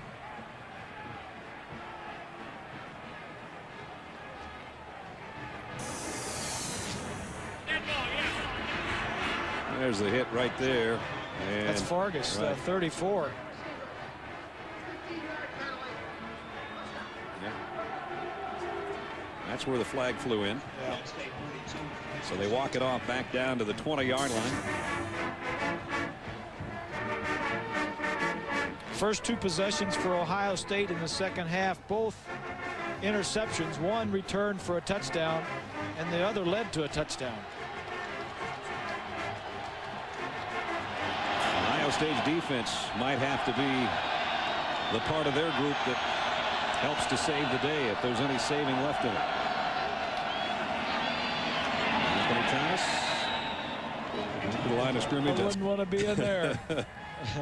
David Terrell's checked back in. Everybody's bundled up. They started warning folks yesterday already to dress in layers. It's one of those kind of days. There's the matchup that has gone to #1 all day long. On the ground, Anthony Thomas, couple of stiff arms, a couple of beauties. The last one on Mike Doss got him a few extra yards. They run him out of bounds at about the 28-yard line. Minute 39 left in the third quarter, and that means a lot of scoring. Yes, just so. Third down, Michigan. Thomas. I don't think so. Needed to get almost to the 31. It looks like they're going to spot him at the 30, and this would be a nice 3-and-out situation forced by the Ohio State defense if indeed that's where the ball is going to be put down, because they got to get it back, and they've only got 16 minutes and 25 seconds left to do something about it now. Michigan has had the ball twice in the second half and has scored 17 points. That includes a defensive touchdown, interception for a touchdown, but whatever Lloyd said to him at halftime, it was pretty good. I thought he was about half the football short, but we'll see. They bring out the sticks. Might have another crooked field here. Yep, we do. First down. The golf, not the golf gods, but the football gods, I guess I should say, have been on the side of Michigan today. Are they ever? Anthony Thomas not having a great game on the ground. Remember, he had the 70-yard screen pass for the touchdown. But on the ground today, he has really struggled. There's the numbers. And his season low is 82 yards. That was against Purdue. So unless he breaks a few here sometime in the fourth quarter, he's not going to get anywhere near that all-time career rushing mark at Michigan, but they'll take the win. Bob said he didn't care much about that as much as his linemen do. Here's a counter by Perry, his replacement, and Perry out to the 34-yard line. Steve Belisari trying to stay warm on the sideline and hoping somehow that right arm and that left hand will, or that left arm and left hand will warm up in the fourth quarter, because they're going to need him. Well, unfortunately, some of the guys that need to help him are hurt and injured. Not making it any easier. Reggie Germany, his receiver, is not even playing, and Rambo, his other guy, his main guy, is limping around. 2nd and 6. Perry hitting the backfield, fumble. Michigan, I think, might have scooped it. Askew, the fullback, it looked like it hopped right up in his breadbasket, but let's wait and unpile it. Who was that? Pickett that hit him in the backfield? Yeah, I think it was Pickett. And Askew is the guy on the bottom of the pile. Boy, that was a fortuitous bounce again. So even when Michigan drops it. Lloyd saying you don't drop the ball in the Michigan game. That's the end of the third quarter. Michigan in command, 31-12. An ABC Sports presentation of college football will continue after this message and a word from our ABC station. 31-12 as we enter the fourth quarter. Michigan in front. The quarterback comparison been all Drew Henson today. Drew Henson said Michigan quarterbacks are remembered best. They're remembered for two things. One, for winning championships. Number two, for beating Ohio State. Through 3 quarters, he's doing the latter. Here's the screen. Out to Anthony Thomas. Got a nice block. Maybe too good a block. Flags down. He's gone. Anthony Thomas on the sideline. Touchdown. But a penalty marker at the 35-yard line. I think it's a holding call. Henson's got his hands on his hips looking over to the bench. And he's staying down there. That will negate another long Anthony Thomas touchdown. There it is. They threw it and literally almost hit the guilty party, and we knew that one was coming back. That's a wasted run. Henson's down there talking to Doss and said, you know who it was on? No, I don't know who it was on, but it's coming back. Might be Seymour, the tight end, coming back. There's the illegal block from 10-yard penalty behind. from the spot of foul. Repeat, third down. That's one he probably could have left alone. Don't know if that would have mattered, Bob. Not sure. It's close. Take a look right here. By that I mean I don't know that he needed the block. I know, that's what I mean. Yeah. Yeah. At any rate, that negates a long touchdown. It would have been a 65-yard scoring toss. You know who that just kills is Seymour. Not Seymour, yeah, but Thomas. Nice catch and a long run. And he's had enough time to actually walk back and stay in the huddle. No, now he's coming out. I thought they'd put somebody in for him. And meanwhile, Nate Clements was the guy that was slow getting up, and he's being helped to the sideline. Now you got to watch out for David Terrell. You don't have Nate Clements out there. He'll go out and meet Mitchell out to the top of your screen. 3rd down, 16. They'll keep it on the ground, play it safe. Perry hitting the backfield. And it's punting time for Michigan. So what could have been isn't. Yeah. Let's take a look at the play where Nate Clements was shaken up. Well, he came from all the way from the other side of the field trying to make the tackle. Anthony Thomas basically stepped on it. Is about what that amounted to. So now this should be good field position for Ohio State. And Nate Clements, who was shaken up, is back in there, getting ready to shag a punt down. And it's a beauty. Nice kick. All the way back goes Nate to the 21-yard line. And he got about 13 on the return. Good run back after being shaken up a play earlier. And an injured player down. We'll check on him when we come back.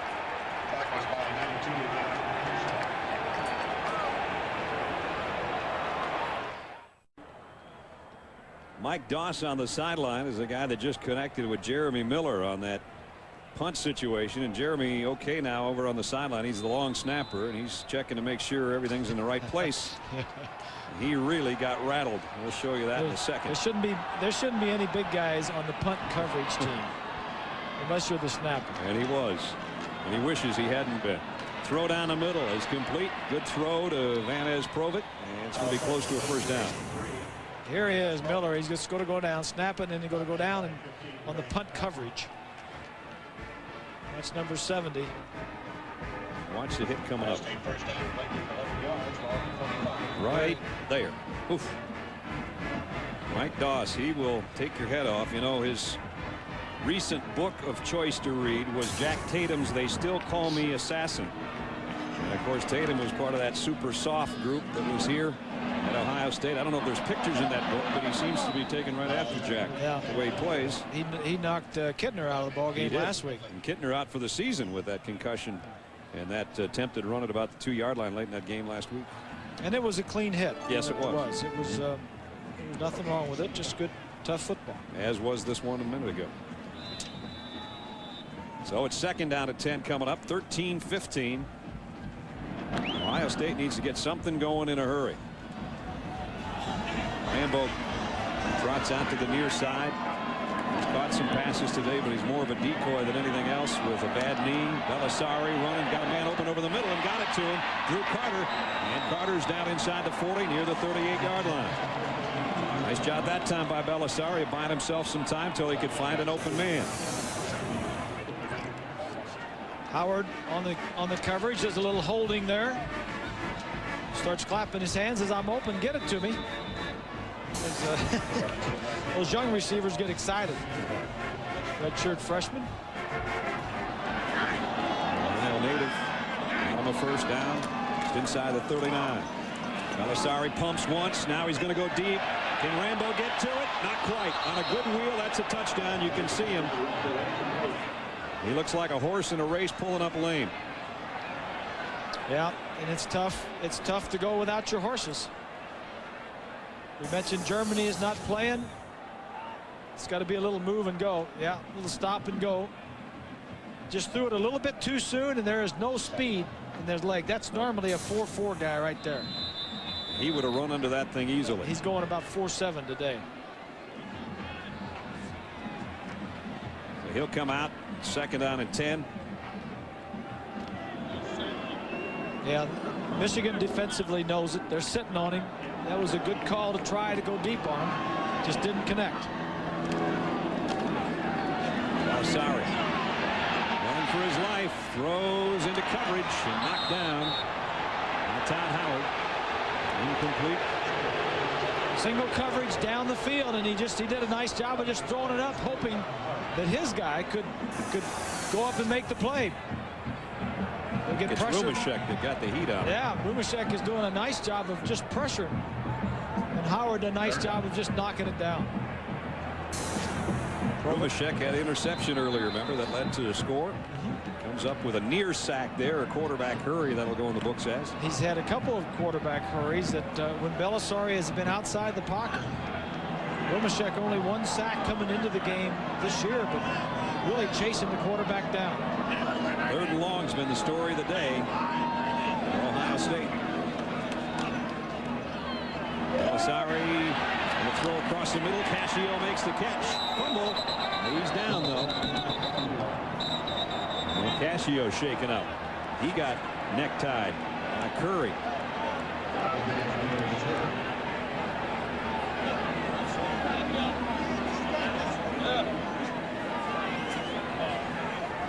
Ohio State can ill afford to lose another wide receiver.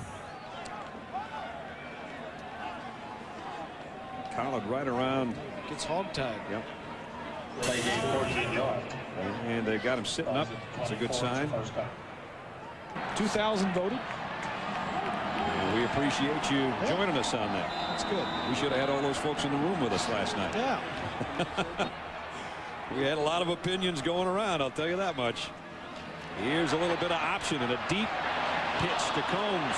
And he runs smack dab into one of his own men. Yeah, Whitley did a great job of pushing his man back into him, back into Combs.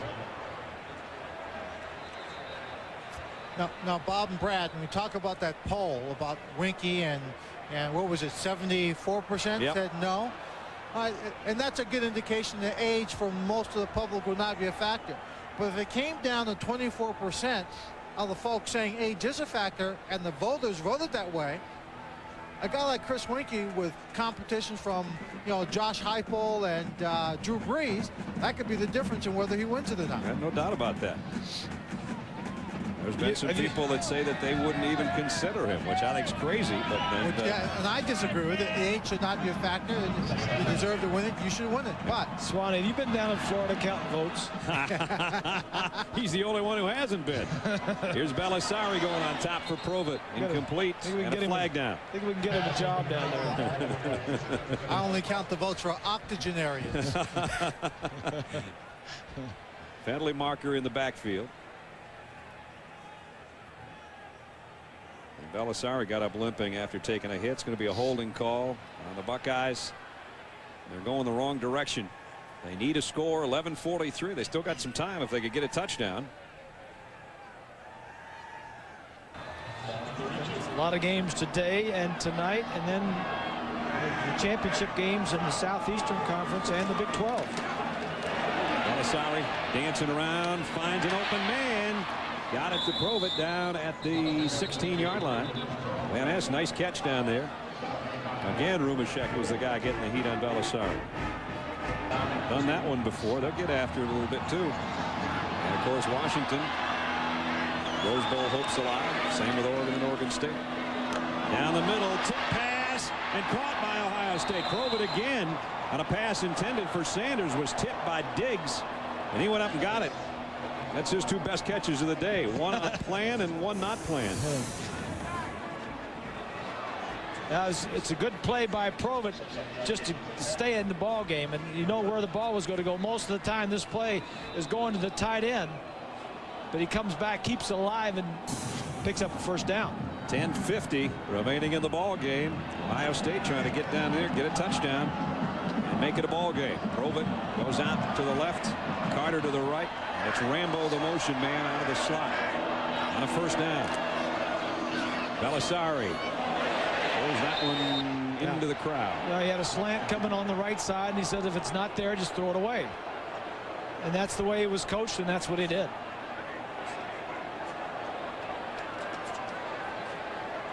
So the current drive's gone about 3.5 minutes and traveled 56 yards. And the hardest 10 is still ahead of them.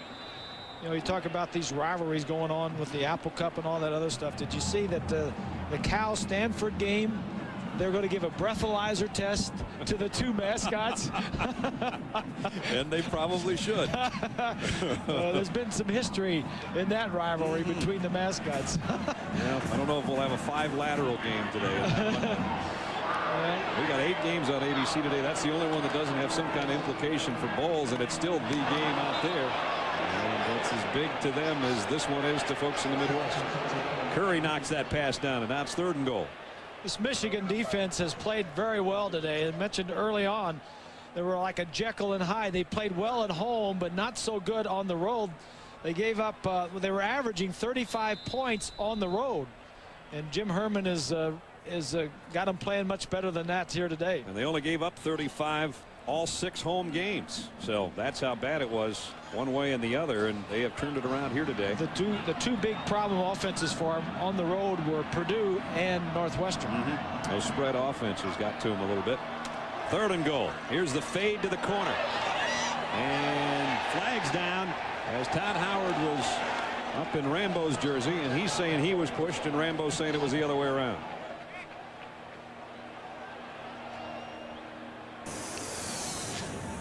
Well, here you are at the top. Take a look at it. That's got to go on the defensive guy. The offensive guy is trying for the ball. Even though the defensive guy's back, Howard's back is to him, he still blocked him and screened him off from it. Did a nice acting job. The defensive backs are getting smarter all the time. Brad just found out on the Ohio State sideline that the senior wide receiver number 13, Chad Cascio, won't be back in this ball game. He has a separated left shoulder. Oh boy. Well, we saw him go off on the cart. Excuse me. We saw him go off on the cart moments ago, so his season done and his bowl game probably history too. Yeah. So now with a penalty, here's Ohio State right down on the Michigan goal line. 1st and goal at the 2. That was a good call by that official over on the sideline, because it looked like it was a tough call because the defensive back had his back to him like he wasn't doing anything, but he was still blocking him out. Wells has the only Ohio State touchdown today. He's got another one now. Jonathan Wells, touchdown Ohio State. 2 yards out. And there's still hope in Columbus. Well, you're down by 13 points. They go to kicking. Go to kicking. Still a lot of time left in this football game. 10:20 to go. And Dan Stultz, who missed an extra point earlier, is in to attempt one here. And he's got this one. 10 minutes and 20 seconds remaining in the football game. Ohio State trying to battle back in. Jonathan Wells' 2nd touchdown run of the day.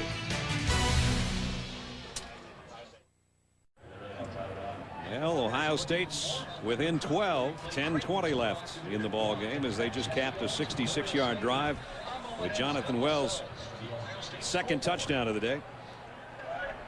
Packed house record crowd, 98,568, along with yours truly, Brad Nessler, Bob Greasy, Lynn Swan, and Lloyd Carr lobbying for his next call. Yeah, he's talking to the official that made that call in the end zone.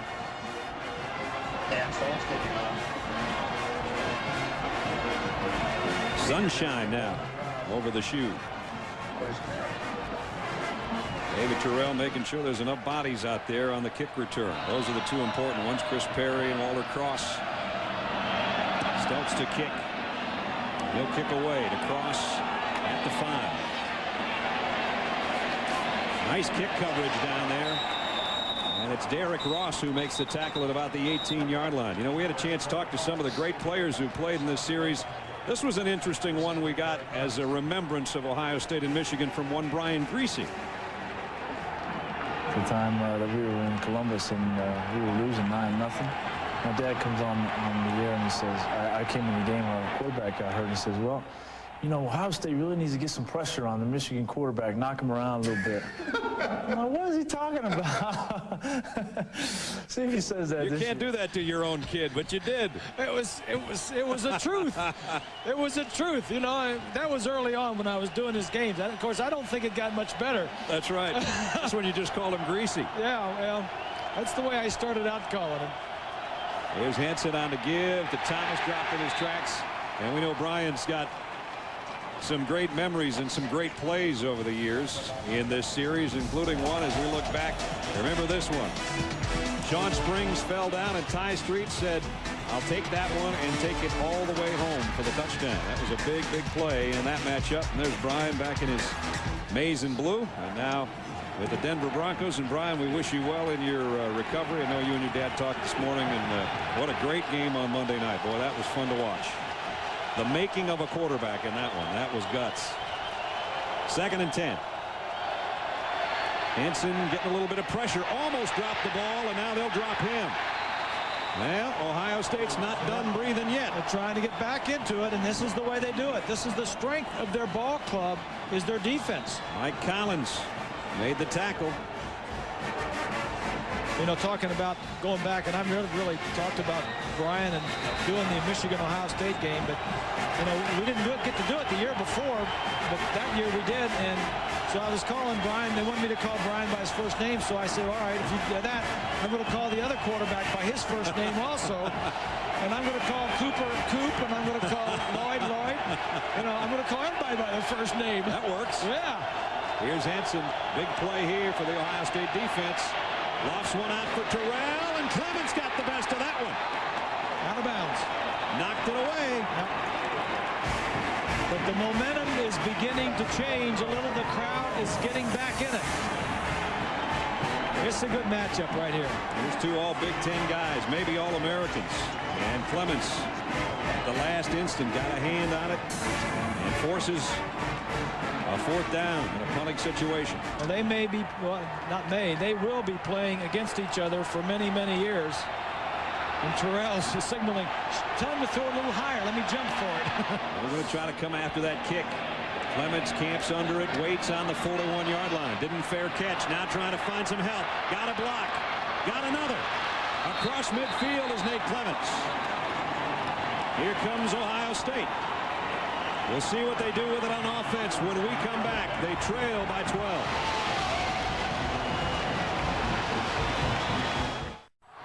Don't forget other great regional action coming up following our game, including the big one tonight in Tallahassee between Florida and Florida State. Here it's 31-19 Michigan, but Ohio State trying to mount a comeback. Belisari rifles it to Rambo through his hands. Not a bad pass. Rambo just couldn't handle it. Yeah, he had a man there and could have made the play, but didn't. Steve Belisari has thrown 3 interceptions today.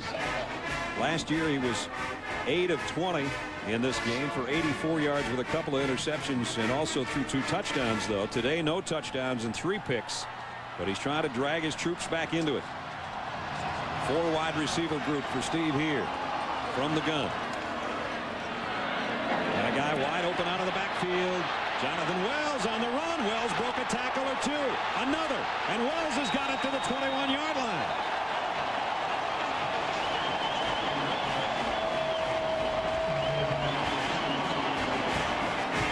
First down, Ohio State. 25-yard pickup. Wells, number 28, just slides out of the backfield. Tackle. Foot misses. You have to tackle him. Whitley misses. Bad technique there by Williams. Somebody's got to come up and make, you know, we talk about all the different X's and O's, but it's still a game of blocking and tackling. Poor tackling there by Michigan. Remember Wells and Belisari, the guys that brought him back to beat Illinois last week. Belisari going to the end zone to Provitt. Couldn't get there. Provitt had his man beat. And Howard says, nope, not today. It took a while for him to beat him, and it didn't beat him by much. And the quarterback couldn't wait much longer, and that was the thing with, you know, Howard had pretty good coverage on it, and it took a long time for it to develop. Last week against Illinois, when Ohio State was behind, Steve Belisari, as we said, maybe put on his best drive as a quarterback. There's what he did, throwing and running, and Wells had A 9-yard reception that might be one of the best catches you'll see all year that kept the drive alive and helped them to the game-winning field goal. Now it's Belisari, play action to Wells. Now he's going to take off on his own. He got inside the 20, down to about the 18-yard line. Big 2 plays coming up. You're not going to stop down here. It's 3rd down, but that won't matter. They're going to keep on going. 3rd and 7. There's the 2 backup quarterbacks. Greg Krenzel, Scott McMullen looking on. One's a dummy call, one's sending in the real play. Yep. And he's sending in the real one right there. And Jim Herman, the defensive coordinator, is sending one in for his guys in maize and blue. 3rd and 7. Carter to the near side, Rambo to the top of your screen. Belisari waits and fires. Rambo's got it. Touchdown.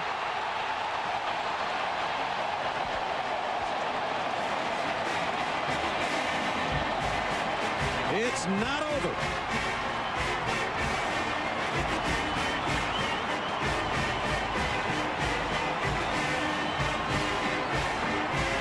He might be hurt. He might be banged up, but as Swanee said earlier, he ain't going to quit.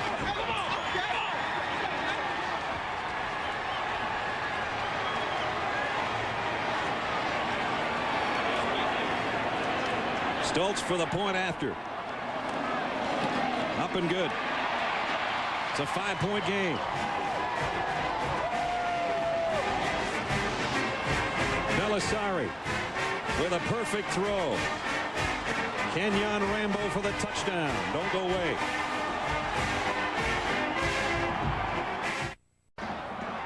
Ohio State 14 unanswered 4th quarter points. They've cut it down to a 5-point game. And still a lot of time left. 7:03 remaining. As Kenyon Rambo, their captain on offense, hooks up with the other offensive captain, junior Steve Belisari, on a touchdown that capped a 46-yard drive in a hurry in 1 minute and 25 seconds. And the game is very much in the balance now. Here's a kick. Walter Cross from the 4. Cross tattooed at the 21. That's it. And don't forget Gary will be along with Brent Musburger and Jack DeRoot for our huge game in Tallahassee tonight. Florida and Florida State. Can't be much better than what we got going on right now. Right here, 6:55 left. Michigan trying to protect the lead. Henson, screen. This one went 70 yards for a touchdown the first time. Thomas on a cutback to the 40. Nate Clements knocked him off his pins, or he might have been on his way again. Yeah, and that's a good call.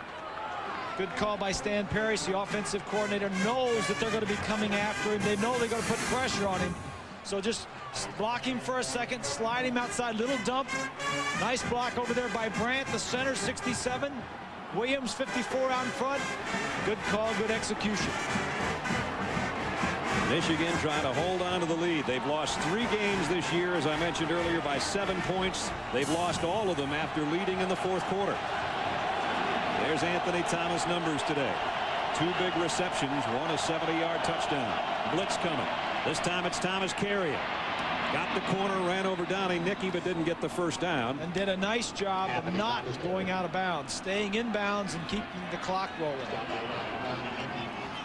Michigan sometimes has a tendency of, when they get big leads in the second half, of sitting on it and letting the other, and not doing anything offensively, just running plays and letting teams catch up. And Ohio State has done that. And Bob, you're absolutely correct. I've been watching them on the sideline the entire second half. They did not throw a pass from their own side of the field. And this drive, it's important that they keep Ohio State defense a little more off balance and possess the ball.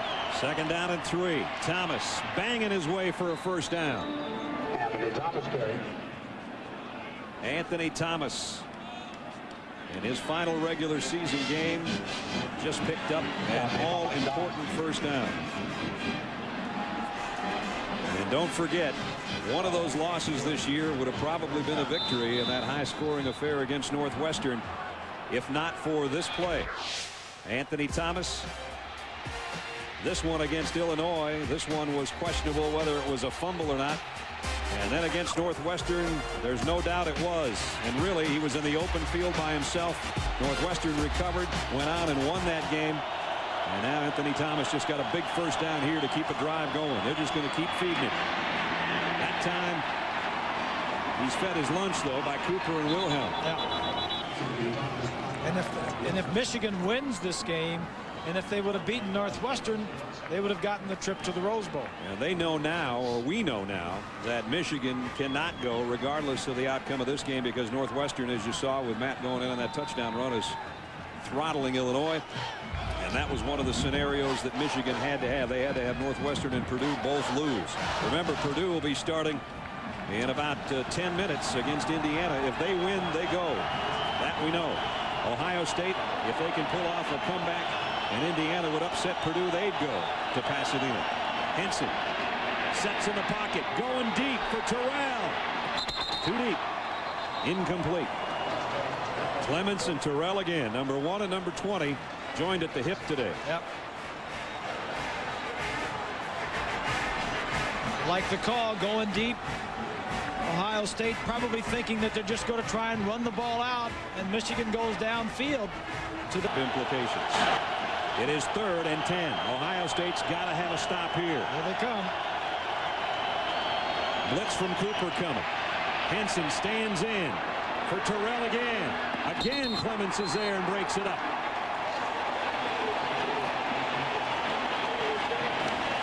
Only one catch in the second half for Terrell.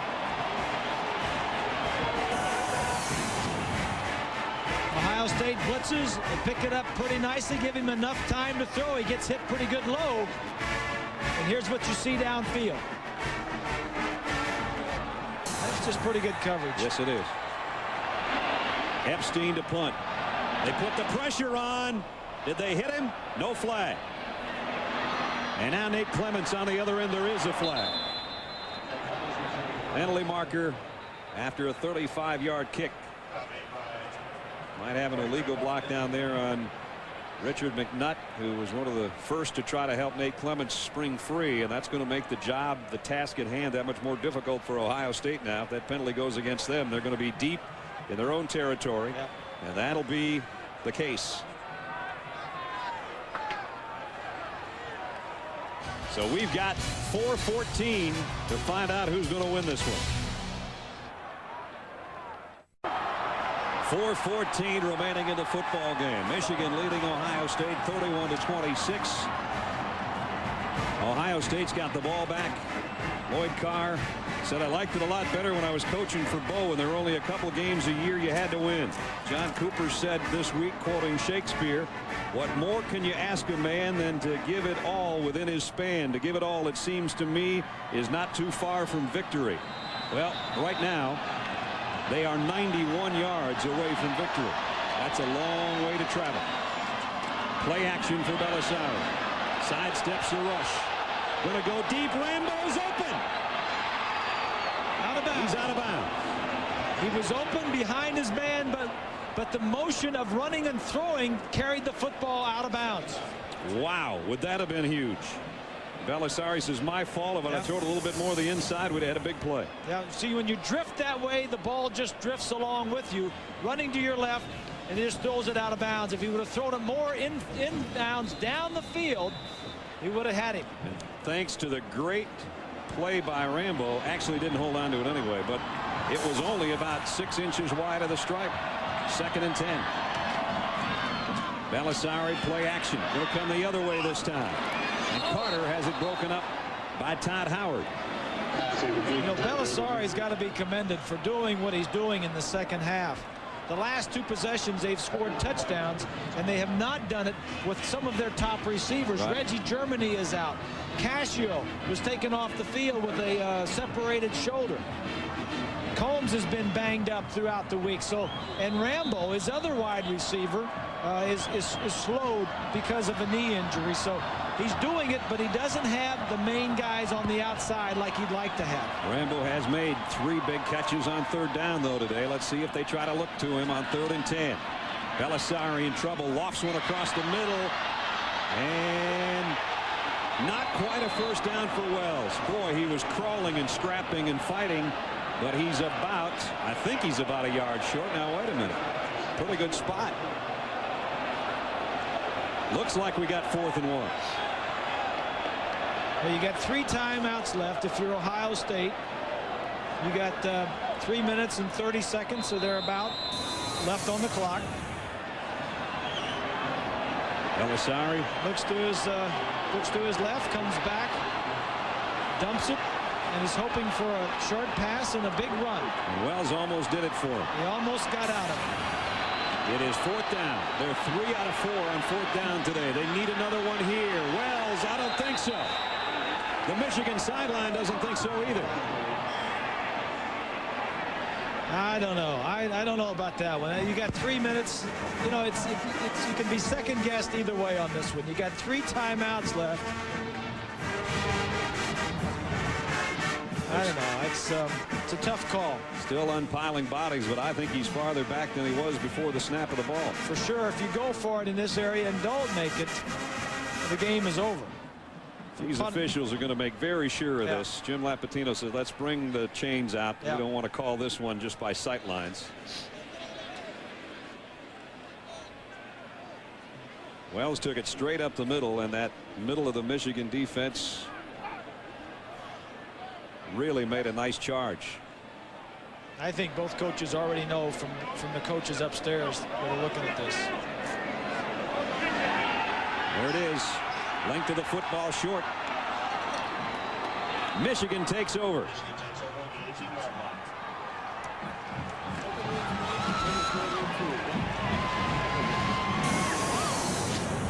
They're going to the right side. That's Gurr, 65, that pulls. Fleming's on that side, as is Hopkins. But so is Foote and Wilson. And Bob, I don't disagree with the call. You know, I think it's a good call to go for it. 4th down. The way Michigan has been controlling the ball and what their capabilities are on offense, I think you give them the ball this late in the ball game. Even if they don't score or move it down the field, they still put it down. You got a long way to go. Michigan with the ball now. Everything going their way. And here's Anthony Thomas breaking tackles. Again, falling down before he gets out of bounds. And we're under 3 minutes. No, we're right at 3 minutes.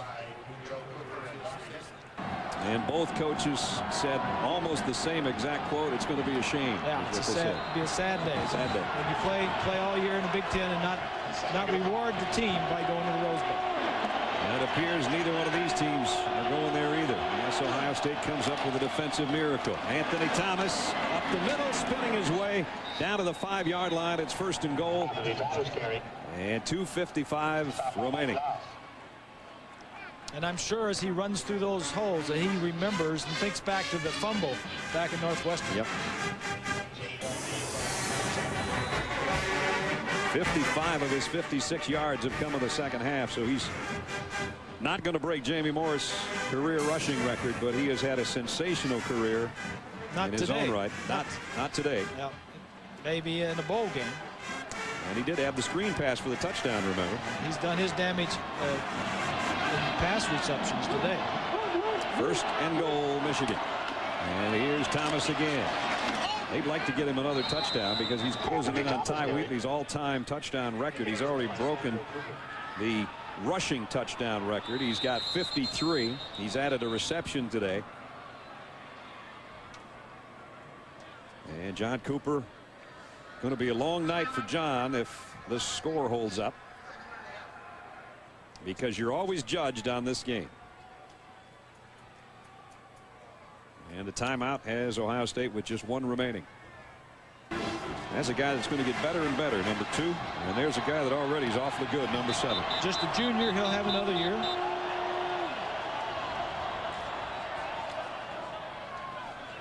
And now the officials see if there's a discrepancy on the clock.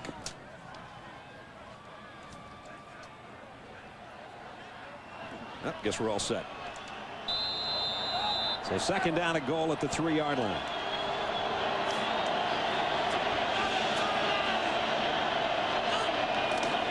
Anthony Thomas, and he stopped short. Another timeout. That's it for Ohio State on the timeouts. Coop can't get the clock stopped soon enough. Nope. That's the last time they can stop it. He's talking about letting them in there kick a field goal.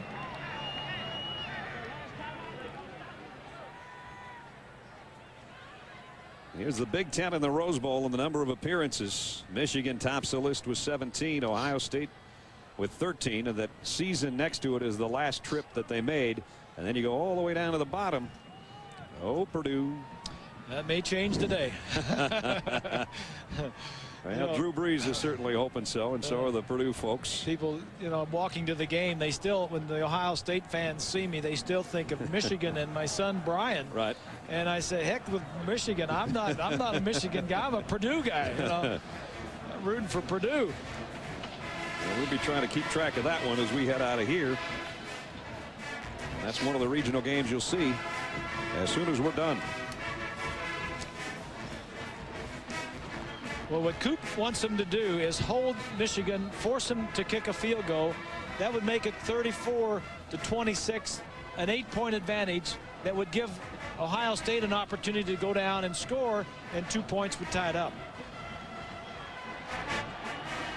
And if they don't get in here, does Lloyd Carr even think about a field goal? Or maybe jam it in there again and make them go 99 yards if they don't get the touchdown. They're out of timeouts. And again, the officials, I don't know what the problem is. If it's the play clock, it's got to be the clock. I think they're going to start keeping the clock on the field or start it up, one of the two. And Lloyd's upset on the sideline. He's kind of taking his players out of sync. They've been waiting 5 minutes to snap this ball. 3rd down and goal at the 2-yard line.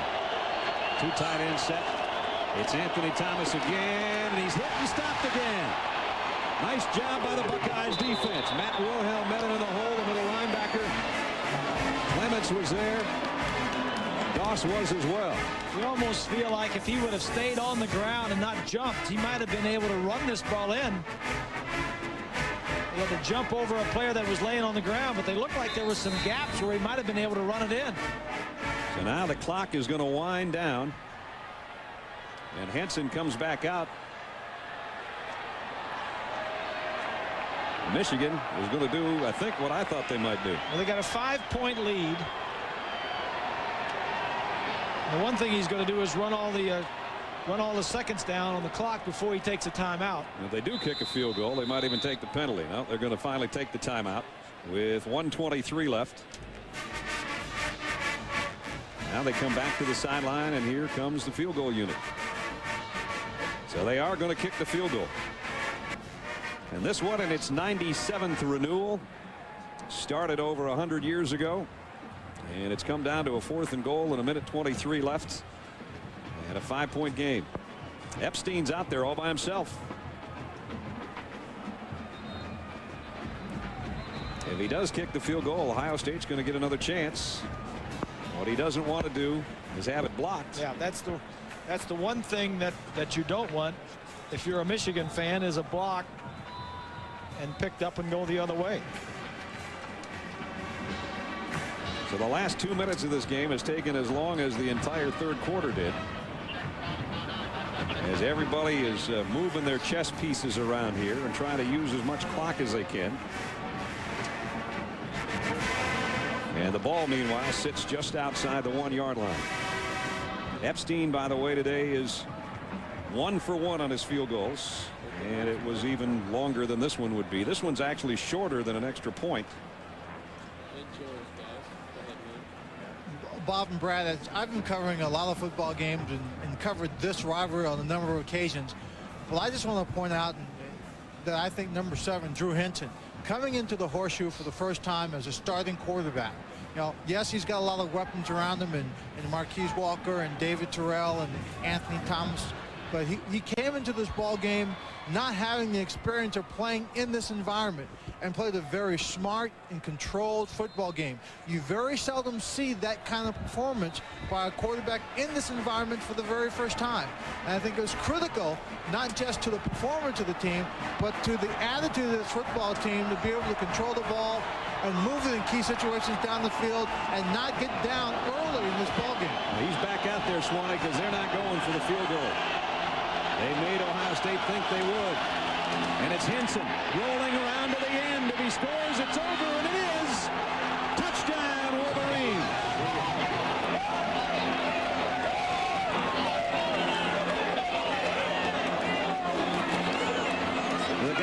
Swan was just talking about calmly with the play fake, the bootleg, tucked it on his hip, and skips home for a Michigan win.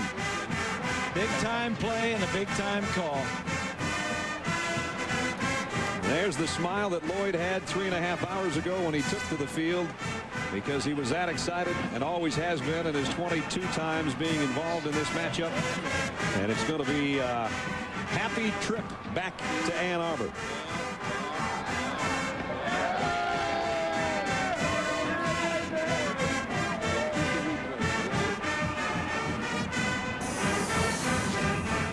Gotta love this call, Bob. Fake it up the middle. Bullard, number 58, has got containment. He never thought that they would try this play. And the mobility and the athleticism of the quarterback allows you to do this type of thing. Gutsy call. Lloyd did not want to kick the field goal for fear maybe got it blocked. This puts it away. Again, the smile of the coach tells the whole story. And his quarterback, who said they judge you on 2 things if you're the Michigan quarterback. One is winning championships. The second is beating Ohio State. And much to the chagrin of the Ohio State defenders, and Bullard, who is being consoled on the sideline. I think that's Reggie Germany maybe over there trying to make him feel better. As Bob said, he's the guy that was supposed to keep him tucked inside. And one play can make or break your season as far as how you think you did. And that's the one, I guess, that Bullard will remember. Yep, that's right. And this kid will remember this one for a long time. 3 in the air and 1 on the ground. Quite a performance. I'll say. Strong arm. Just learning. Wish I had his future, huh? Baseball or football, huh? It's just a matter of which account you want to put your money into. I'm a little bit partial because I guess I'm a football guy more than baseball, but I sure like to see him in the NFL. Well, we expected a good one, and right down to the very last couple of minutes we were still wondering who was going to win, but that was just determined on Drew Henson's 1-yard bootleg for a touchdown with 1:18 left. And now it would take pretty much a kickoff return for a score and an onside and a recovery and all the rest for Ohio State to have a chance. Of course, they think that to the very end. Yeah, you're right. You're exactly right. We need a kickoff return for a touchdown is what they're thinking on the state side. They're trying to keep that from happening. They've been trying to keep it away from Nate Clements all day after the opening kick. He took 80 yards back, and this is a touchback. So at the 20-yard line is where Ohio State will have to work. Steve Belisari, a tough day, 3 interceptions. He did keep him in there, though, and threw that touchdown to Rambo a few minutes ago that made it look like the game was still in doubt, which indeed it was. But Drew Henson had a screen pass to Anthony Thomas for 70, threw a couple to his favorite receiver, number 1, Dave Terrell. The interception was a tip ball. But that young man right there is the difference. He and Henson is no question the difference in this game. Belisari steps up, and now he'll run with it. And what a move he put on out there in the open field, and Belisari down the sideline. And they're going to say that he stepped out at the 46. Pickup of 26. Belisari is a good athlete. He came to Ohio State a couple years ago. He's a true junior. He's in his 3rd year and played on special teams his 1st year. Was a great safety as well as a quarterback in high school. Boca Raton, Florida. Here he throws incomplete. Pass incomplete was intended for Sewer was there Ricky covering.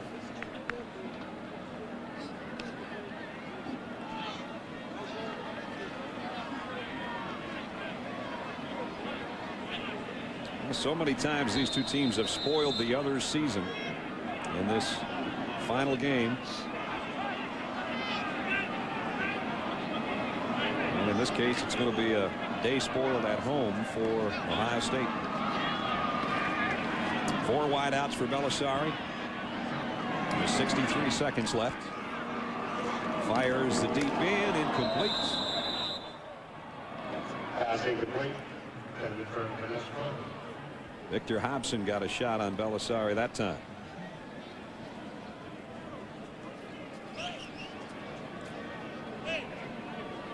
I think with a win here, Michigan would probably be looking at a citrus invitation. Northwestern's going to be in the mix as well with their impressive season. Right. Ohio State will be maybe out back bounds, still yet to be determined. Wisconsin will be going bowling somewhere. Over the middle, thrown behind the intended receiver, Ricky Bryant. Wisconsin's season is not over. They've got a game against Hawaii next week, but that doesn't count. It's like a 12th game. Bowl game for them, isn't it? Penalty marker in the backfield.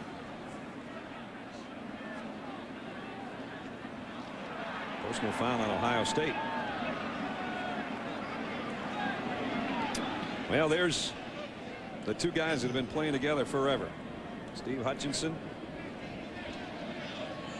and Jeff Backus, the roommates, kind of the odd couple they call them. Hutch came from Florida, Jeff Backus from Norcross, Georgia, just down the street from where I live. And started off, Hutchinson was actually on defense. Backus on offense said, you know, we didn't hang around together much that first couple months, and then they moved Hutch to offense, and they've been playing about 48 games together on that left side. Right next to each other. Yep.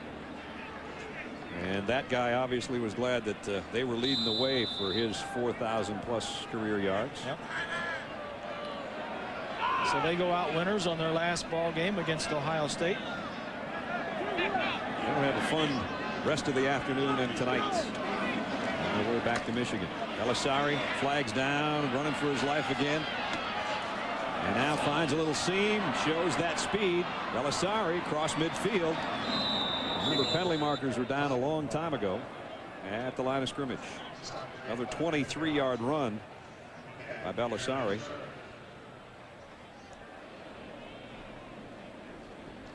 .46 seconds remaining.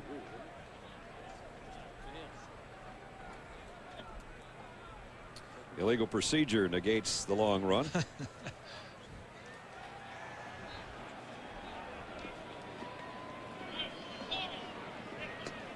And they declined a penalty. That was not a first down, so Michigan will take over. Well, with Michigan's win here, that'll be 5 wins in the last 6 years. Mm-hmm. The game that the Buckeyes won a couple of years ago here at the stadium. Michigan's going to look back at the season and say, geez, we lost 1 by 3, another 1 by 3, and 1 by 1. Yeah. They'll finish up 8-3. And they'll be considered co-champions of the Big Ten, but they won't be going to the Rose Bowl. That will belong to Purdue if they beat Indiana. And there's the final knee. There'll be one more play. Don't forget, a lot of great regional action yet to come, including the Purdue game, Purdue and Indiana. And Lloyd Carr, as Bob just said, 5 of the last 6. That's pretty impressive. That's what keeps the hometown folks happy. 2-10-1 doesn't. And John knows that. He knows that you get judged by this game. His team played well, but the Wolverines played better. Michigan wins it. 38-26 is the final score.